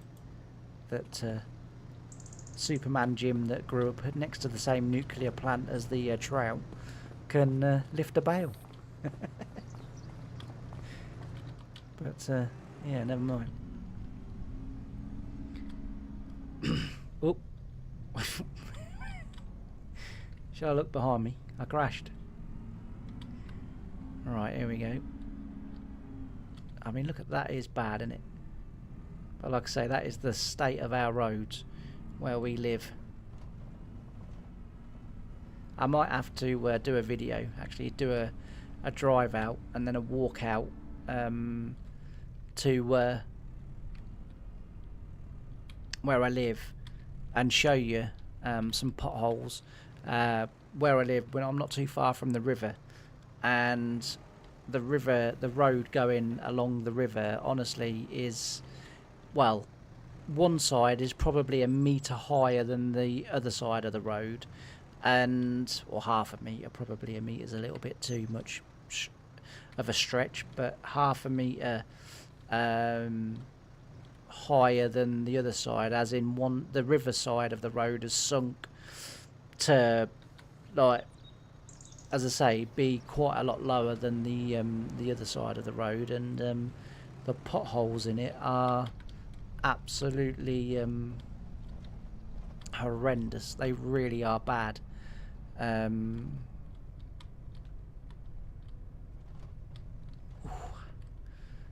I'm pleased I didn't have to do this in real life. Jesus.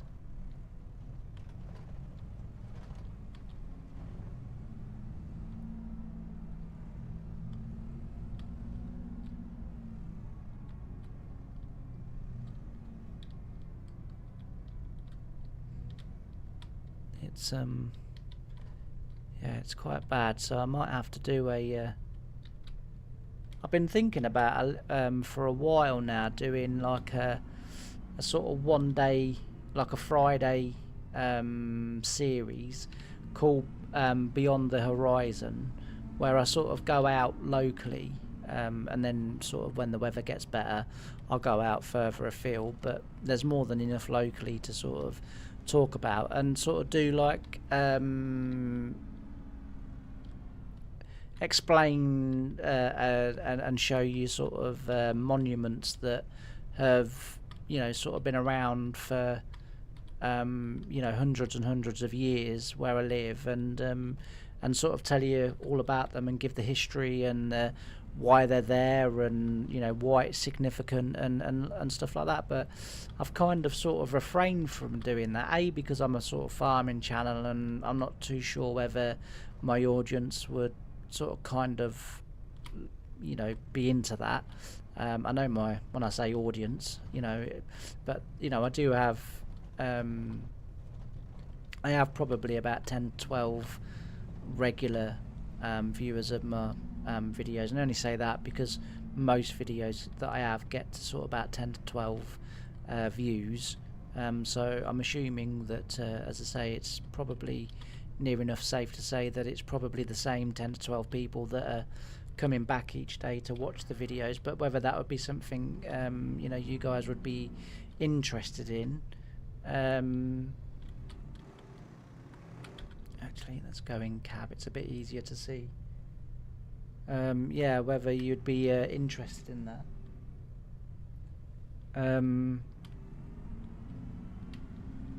You know, sort of kind of let me know in a way. Ooh, not too fast. But yeah, I'd sort of kind of the what kind of got me going was I was out for my walk the other day, and I came across well, it's a statue that has been there ever since, like, I've lived here all my life, and that statue has always been there, and I wondered what it was, and I started doing research on it.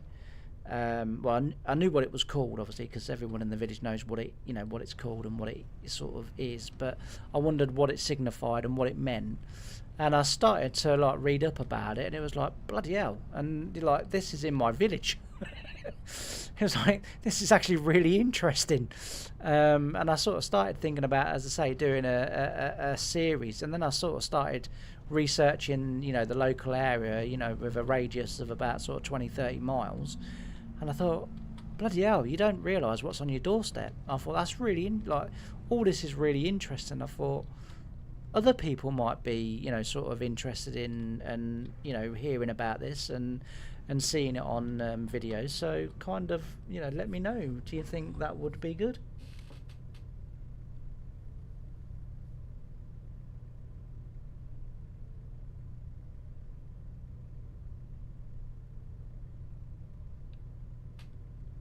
See you later, PA Player Boy. I realise you've probably already gone, but I've only just noticed that one pop up on my screen, so I do apologise if you've already gone. But enjoy your lunch, and as I say, I'll be going to roughly about, I've got about another hour, I think, probably, hopefully, everything being all right. About another hour, I'll be going, and then and then I'm going out for my tea, which will be well. So I'm going out for my tea. We'll be having tea at about, usually around 5:30, 5:45. But that's when, as I say, the house will fill up.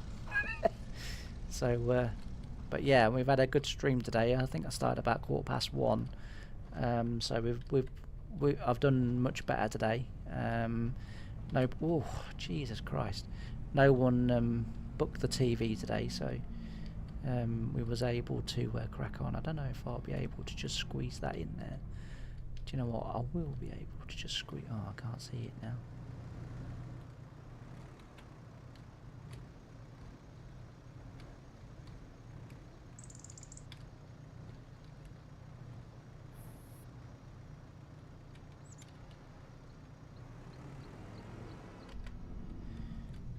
If I put that down. So with my new setup, I've got rid of the. I've had to. Well, I haven't got rid of it. I've still got it, but I've had to sort of take it down and not be able to use it. So I've lost the use of my Cytec control panel, which I've had since 2015 when they first came out. And I must admit, I really do miss it, because I do find it quite, because I obviously, like when I was younger, I had a stroke. My hand and eye coordination is not very good. And so I end up sort of, as we've already seen today, I end up hitting keys that I don't intend to hit, and and then a whole world of trouble gets released, as we've already seen with the numbers, letters, bars, red lines, squiggly lines, and anything else that got released at that point. But right, we'll go off and fetch the rest of those bales. And what we'll do is, I'll go down there. I might make a track down here as well, because that would be very, although that sign might be in the way, to be fair. But that would be a bit more convenient. So we've got this field to the right of us as well, and I was thinking it would be nice to put some cotton or something in there. But as I say, you do have to have the big cotton harvester, because there's not a smaller one available. Whether we just go for it, and as I say, like as we're setting up now, and then sort of we don't need it, I don't know, or whether we work up to it. I'm not sure, but we'll see what we feel like when we get there. We're not there yet, so. But yeah, this trailer does have auto load. But it's done that. It's double keyed everything, and now it doesn't work. Has anyone else experienced that? And if so, can you tell me how to get rid of it? Because it's happening all across my saves at the moment. I've never seen it before. But obviously to load, it's now Control, Left Shift, RR, which is a bit of a problem, because obviously you only have one R.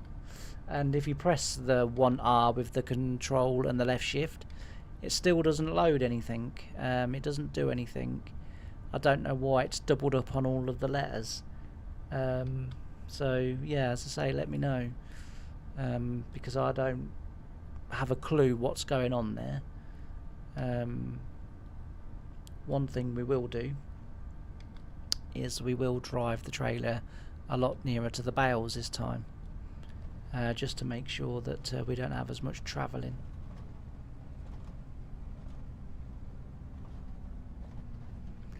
You can see the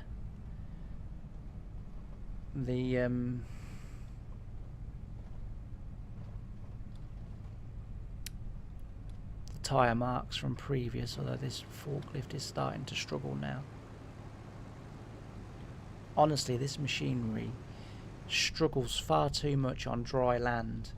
Giants really do need to, for my money, for me, they need to sort this out, because I'm on a completely dry field that's had no rain on it since we've started this streams series, and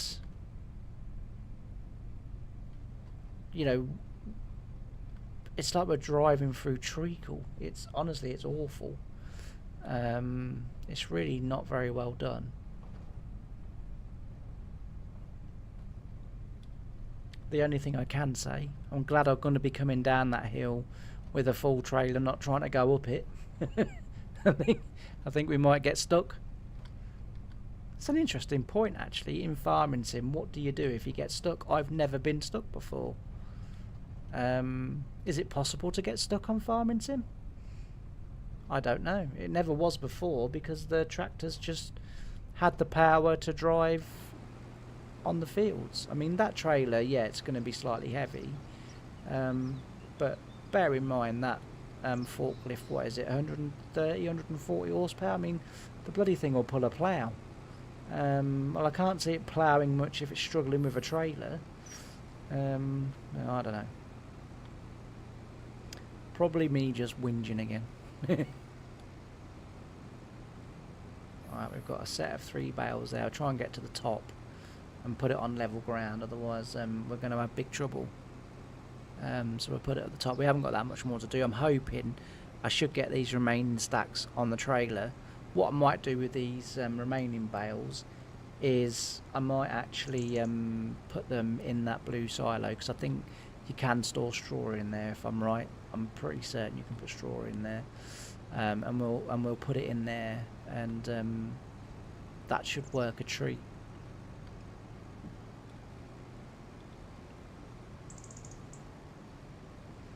And then what we can do is, when the cow barn, well, I don't think the cow barn actually for straw bales is going to need filling again until next harvest. I think there's more than enough bales in there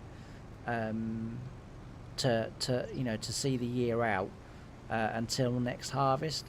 So what so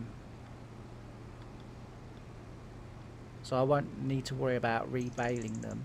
So it means that we could use them for TMR, just to use them up. I suppose the other way around it is we could actually just put the loose straw in a trailer and tip it into the cow barn for bedding. Farming Sim, as far as I know, lets you do that as well, so we could even try that. I thought it was a good idea to turn the trailer around while it was empty. Otherwise I can see us struggling.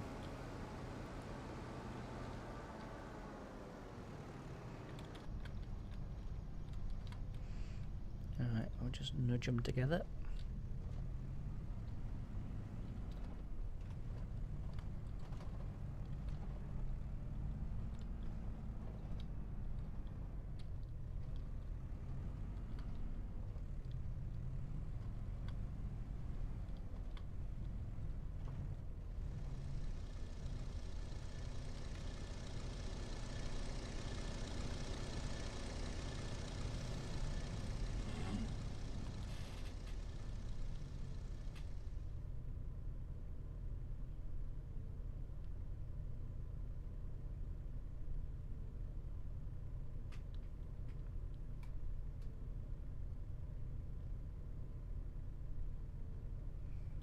Oh, that's quite interesting. I'm pleased you've said that, Jeff. You know, or perhaps I won't be doing that then.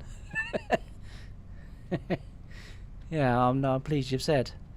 To you know, obviously to you as well, but to me it seemed like the most logical solution. It was a way of storing them, because I think that blue tower, the fermenting silo, I think that holds like 1 million litres, doesn't it? If I'm not mistaken, or is it 100,000 litres perhaps? I'm sure it was. I can't remember now. I sort of, before I said it, I was like, yeah, it's 1 million litres, and then I said it, and then it was like, nah, that's too much. That's not true. You've not got that right. I mean, ideally, I should start stacking this trailer over the axle first, but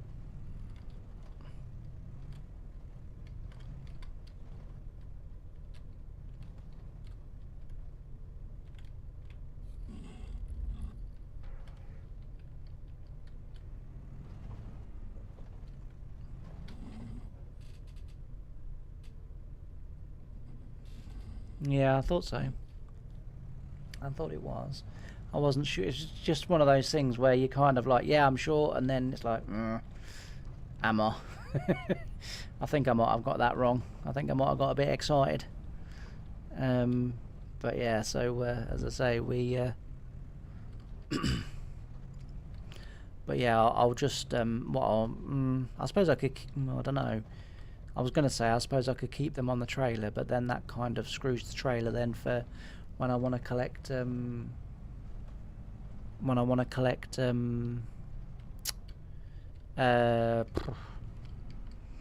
what's the word I'm looking for? Hay. When I want to collect the hay bales, I guess that kind of messes that up. But I suppose nothing stops me buying another trailer and having one for straw and having one for hay, I suppose. I suppose there's no harm. We could do that, but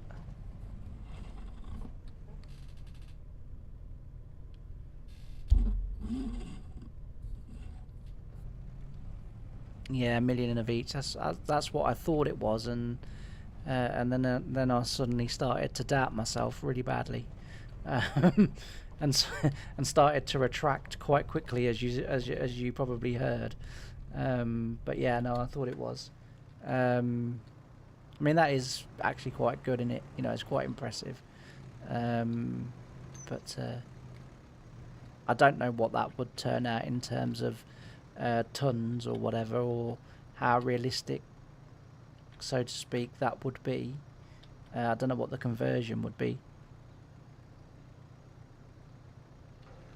I've often wondered why giants deal in litres rather than tons. I'm sure there must be a perfectly good, reasonable explanation for why they do that, but it's just sort of kind of never made sense to me. It's like, you know, most farms deal in sort of tons, unless it's they've done it for like a universal thing, because maybe over, you know, in the States, Canada, Australia and places like that, maybe they don't deal in tons.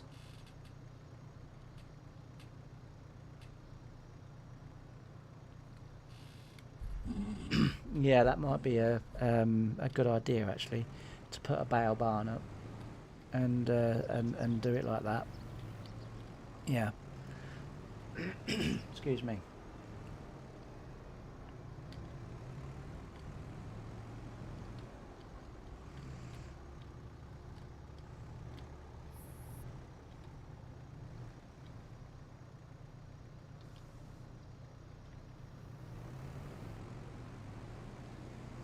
I don't think we've got too much more to do now. We've got that one there, obviously that one, and then 3 on that side, by the looks of it.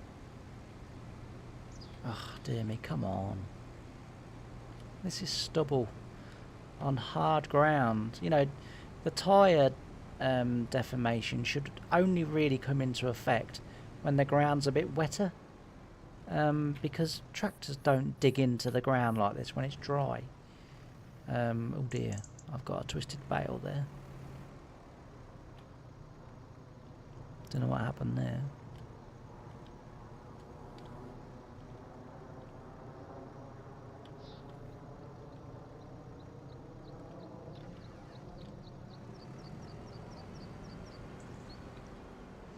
I'm not gonna try and be clever and start nudging and touching and pushing and stuff, because I know for sure I'll knock them off.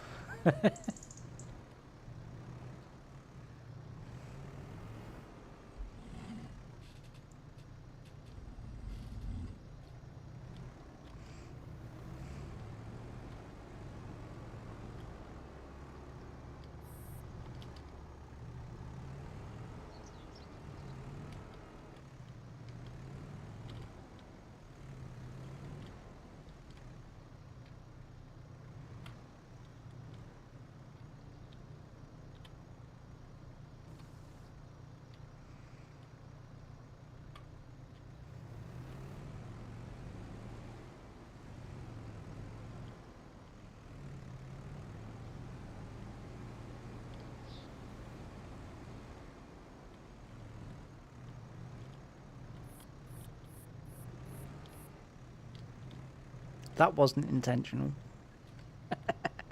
I wasn't being clever or brave then. I've set one slightly offset to the left, and then the top ones are slightly offset to the right. In actual fact, could I be there? There we go. That's about as brave as I'd want to get with it.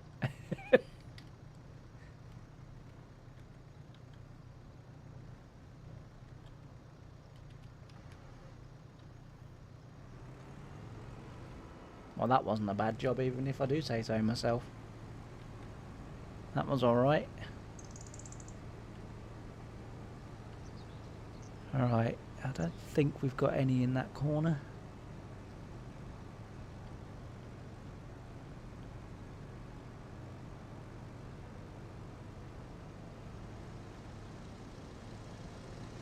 No, I can't see any. It's the one thing, the reason why I've sort of gone so far to absolutely definitely make sure is the one thing I don't want to do is to get cultivating or doing, you know, some work in this field and then find I've got three or six bales sort of sat around doing nothing, just chilling. That is not what we need at all.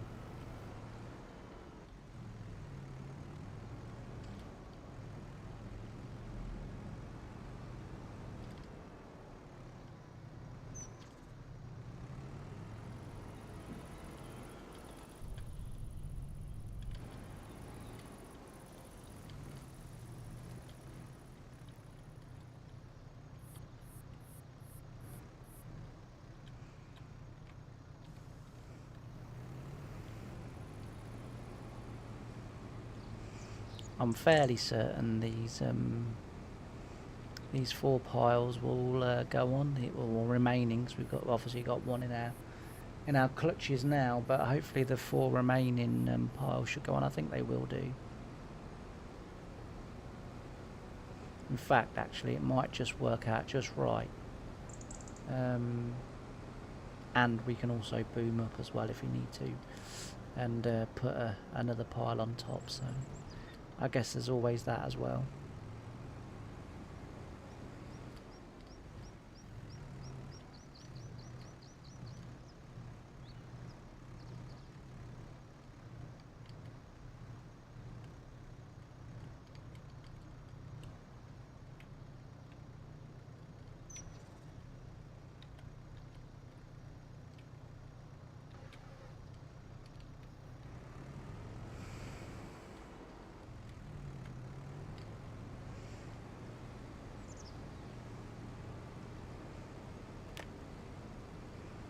I have to admit it'd be nice to get my to get the auto load working again, because as much as I do sort of, I kind of enjoy doing this. It's been not too bad, you know. At the same time,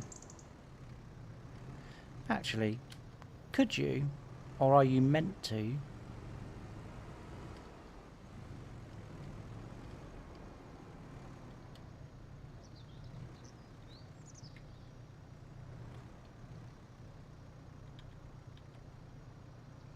No, that won't reach. I was going to say, are you meant to do it that way, and so you can take 6 bales at a time?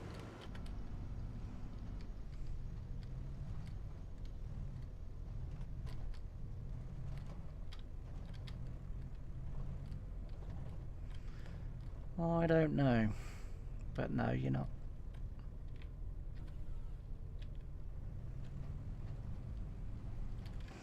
Obviously, this bale grab is from the straw harvest pack, in case anyone was wondering. It's a very good pack. I do enjoy that straw harvest DLC. It's been around since 19, I think, isn't it? FS 19.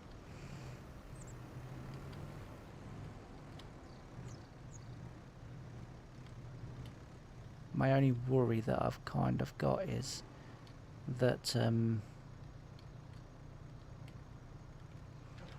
the forklift might not actually pull that trailer off this field. that would be an interesting watch. I suppose we'd have to take the forklift off and just go and fetch the big tractor that will pull it off.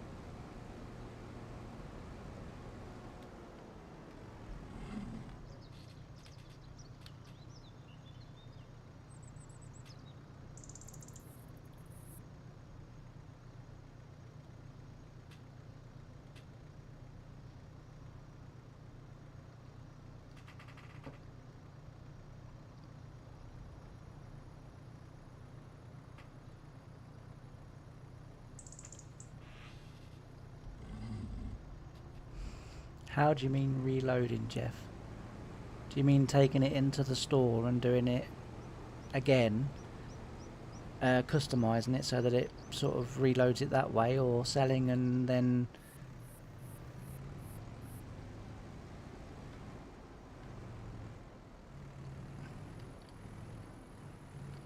It's alright, I've gone into concentration mode. I just had a horrible vision of me knocking all those bales off. Alright.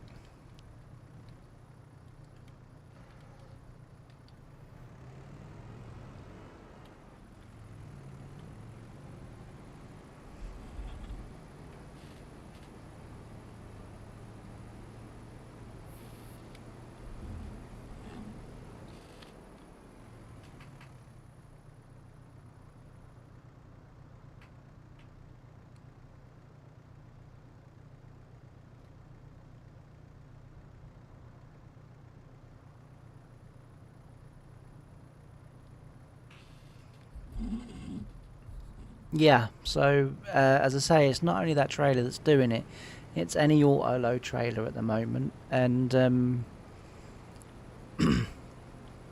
I set up a new game the other day and did exactly that, deleted it, re-downloaded it, and then tried not only that one, but the Bailey trailer as well that comes as part of the Bailey pack. That trailer does it as well, and it was the same.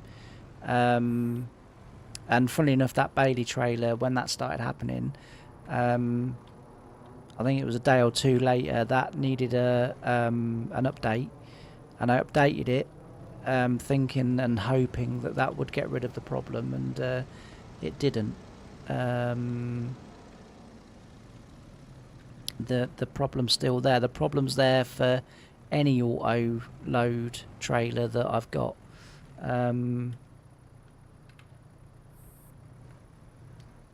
So I don't really know what it is. I mean, you know, logic tells you it's a mod conflict, but nothing in the mods has changed for there to be a conflict as far as I'm aware. But then again, you know, as I've said, my new computer well, it's not really my computer, I don't think, but since I've been using my new computer, it does duplicate mods now for whatever reason, and whether that's what's happened or it's duplicated something in my mod folder or somewhere else or what, I don't know. And I'll tell you the other thing as well that's weird. About the same time that these trailers started playing up, my my production mod no longer works. So I don't know what's going on there. That suddenly stopped working as well.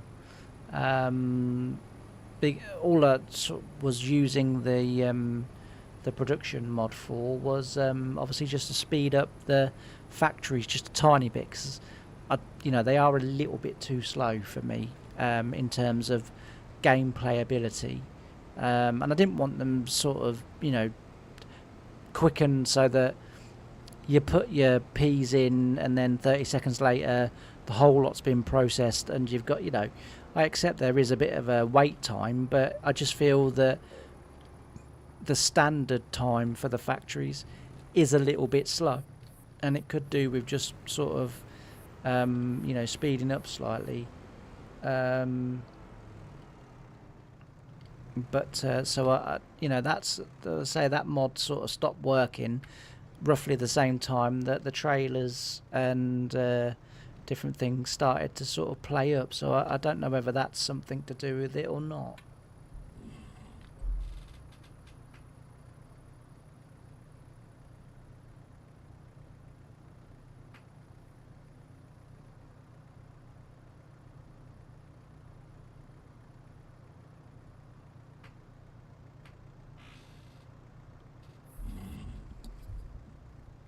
Yeah, I know, it's as I say, it's baffled me too. I don't know. Like I say, I've been having a lot of issues since I've changed my PC and sort of started sort of fresh, if you like. Things that sort of worked and worked flawlessly sort of now don't, or don't work as well perhaps. But yeah, it's odd.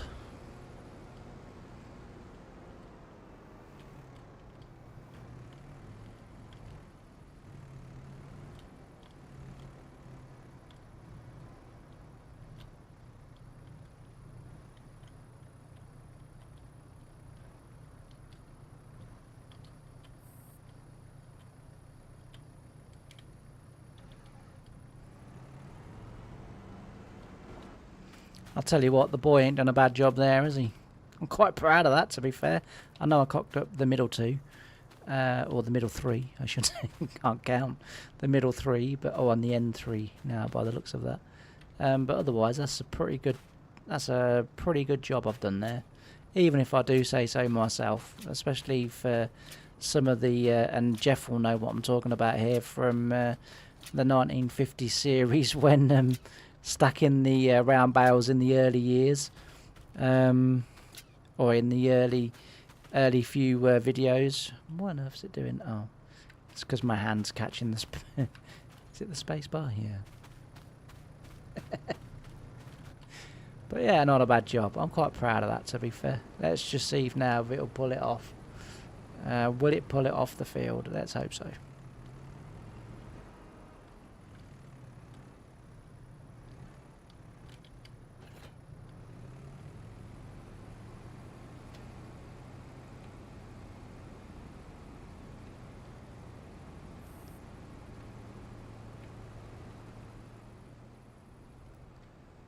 Didn't leave any, did I?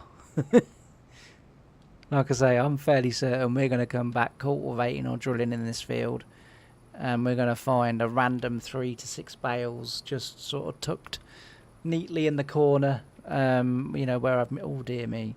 I say I did a good job. I perhaps didn't do a good job. I take it all back. I take it all back. I wish I hadn't shown you that side now. That side don't look too bad. That side is coming off any second. Never mind. Never mind.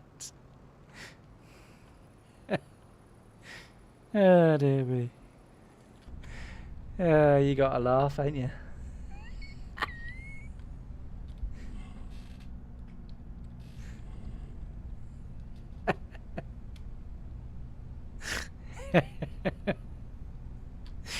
It does though, doesn't it? It look terrible, but this side, oh yeah, you've done a really good job there. Well done. You should be really proud of yourself. I am. Oh no, you shouldn't. Now that's coming off. Oh dear, that's tickled me. I would say we need to put lime down in that field, don't we? Let's just check that before we go. Yeah, it's going to need lime and it's going to need fertiliser, that's fine.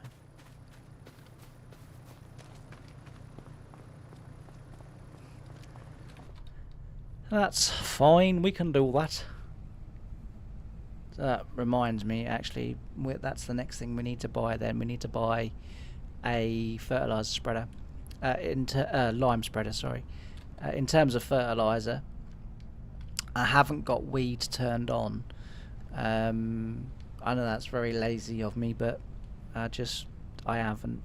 I haven't got them turned on, and I mean, normally on like my sort of normal saves, I do have them turned on because I also have periodic ploughing turned on, and I kind of think if you're too lazy to plough, then you deserve weeds. But as I say, with PA Ploughboys help and what have you, and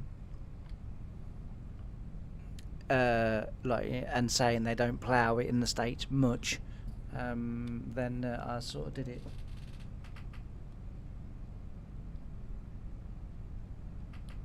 Thanks very much, Jeff. You're welcome. I'm pleased you enjoyed it, and thanks for joining us. And as I say, hopefully we'll be doing some more streams hopefully this week. Yeah, it's been a good laugh. and I've really enjoyed your input, and PA Playboy as well. But thanks, Jeff, for your continued support, and hope you have a good day. Hope you have a good day.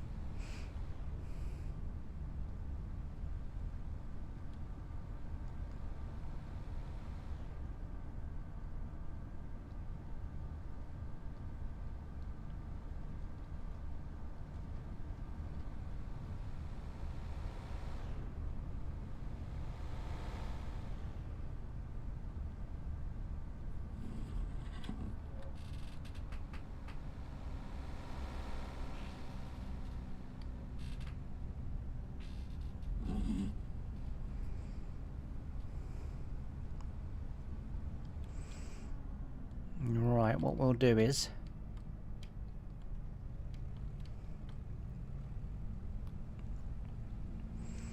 I think we can get through there.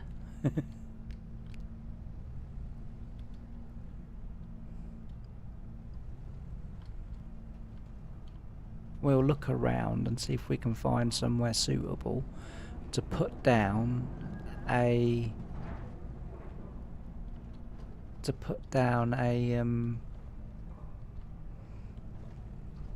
a bale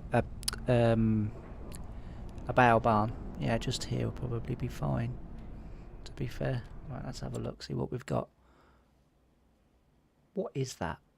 And how do I get rid of it?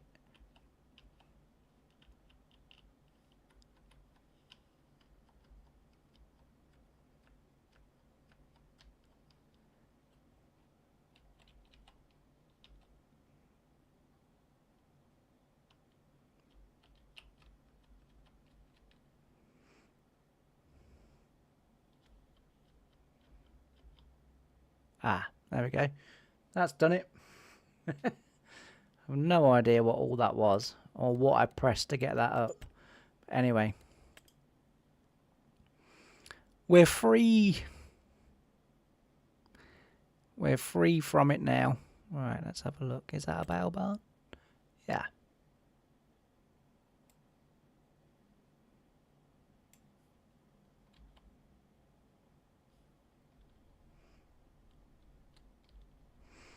That's actually a bit OTT, that one. Let's have a look, see if we can find something just a little bit more suitable. We got that one. I don't really like that one.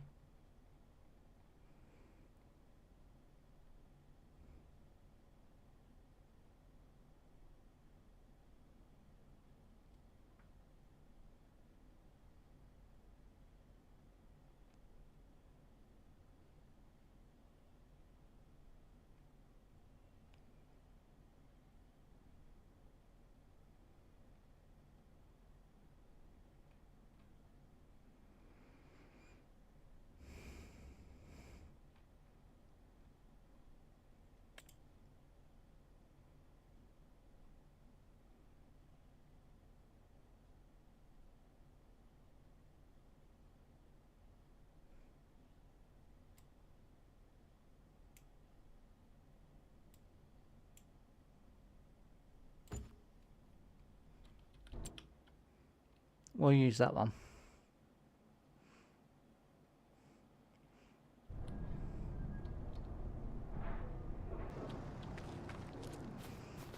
Oh, now we've got lines and squiggles here now. What have I done now? Okay, that's that one. Has that got rid of everything? Yep, seems to have done. Not too sure what I would keep pressing to get them up. Right. So, if we come around here. Okay, so what we'll do is we'll unload the trailer rather than try and back the trailer into that trigger, because I don't think that's going to work too well.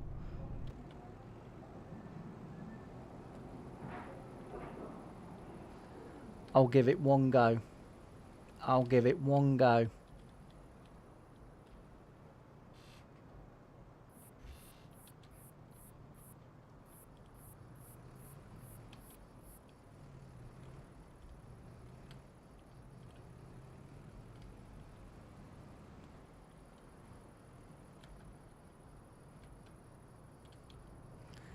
Yep, that worked.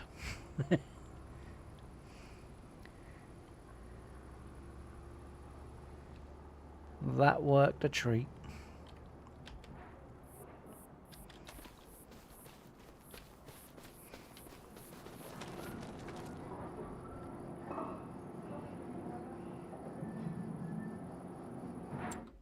Alright, the next job that I need to do is we need a mower. We'll go for the Krone Big M.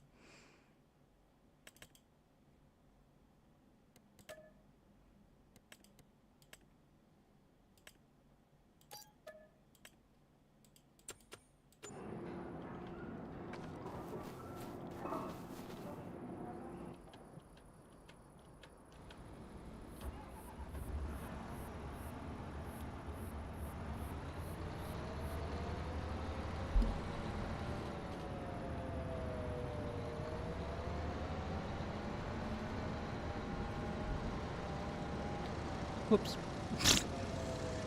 That does help if you look where you're going and while you're driving.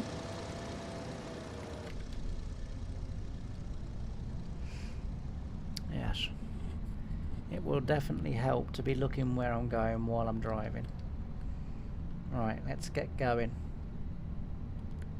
Should be able to get that film mode before the the night comes in, although it doesn't matter really if we're still cutting when it's night time, to be fair. We've got lights, I'm sure we'll see.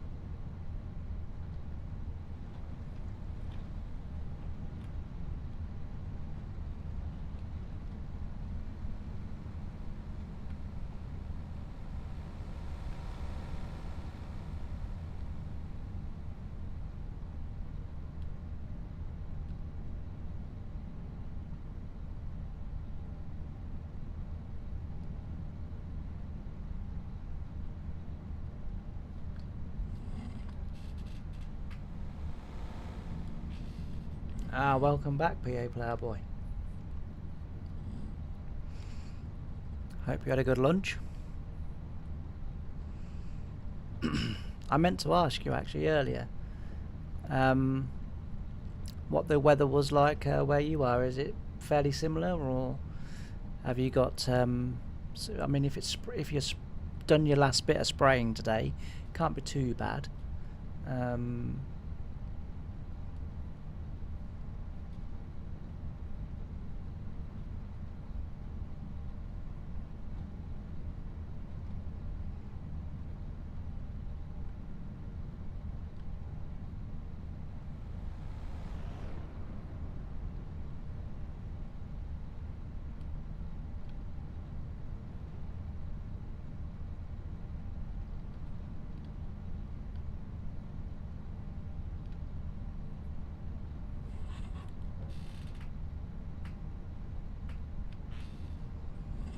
Okay, fair enough. Yeah, so I think we've got rain coming in as well. I mean, considering we've had hardly any all year, last weekend we had 56 mil, I think the rain gauge said, which was a lot. Well, It's about right, but it's a lot for this year because, as I say, this year we've had hardly any. This has been by far and away the worst drought that I've ever known. But yeah, so I think we've got rain coming in. It's definitely raining Thursday and over the weekend, because it talks of the temperatures going up.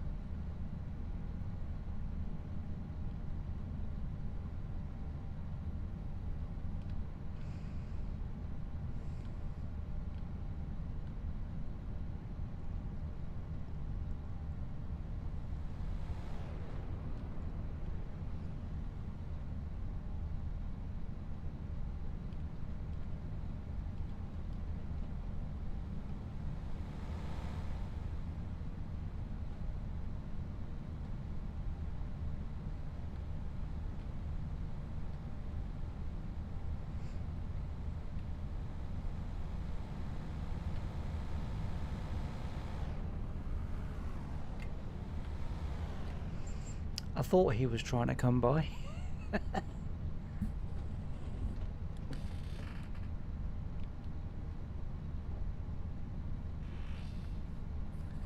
Snow next week. Oh dear, we don't want any of that. You can keep that one. I don't like the snow. I don't mind rain. Rain's okay, but I'm not a fan of the snow.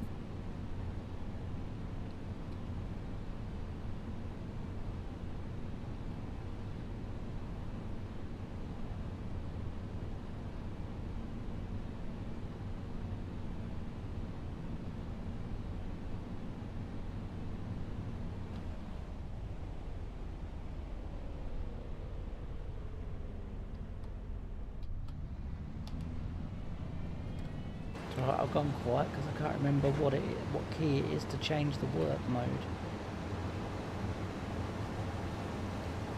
Because I don't want widespreading.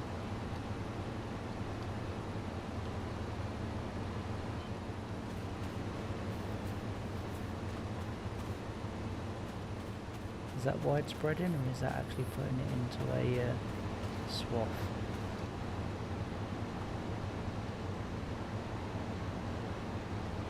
Widespreading.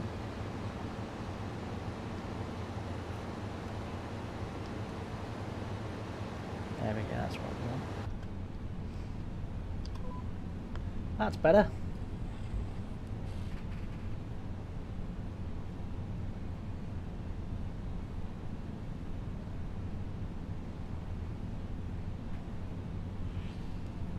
Yeah, very true.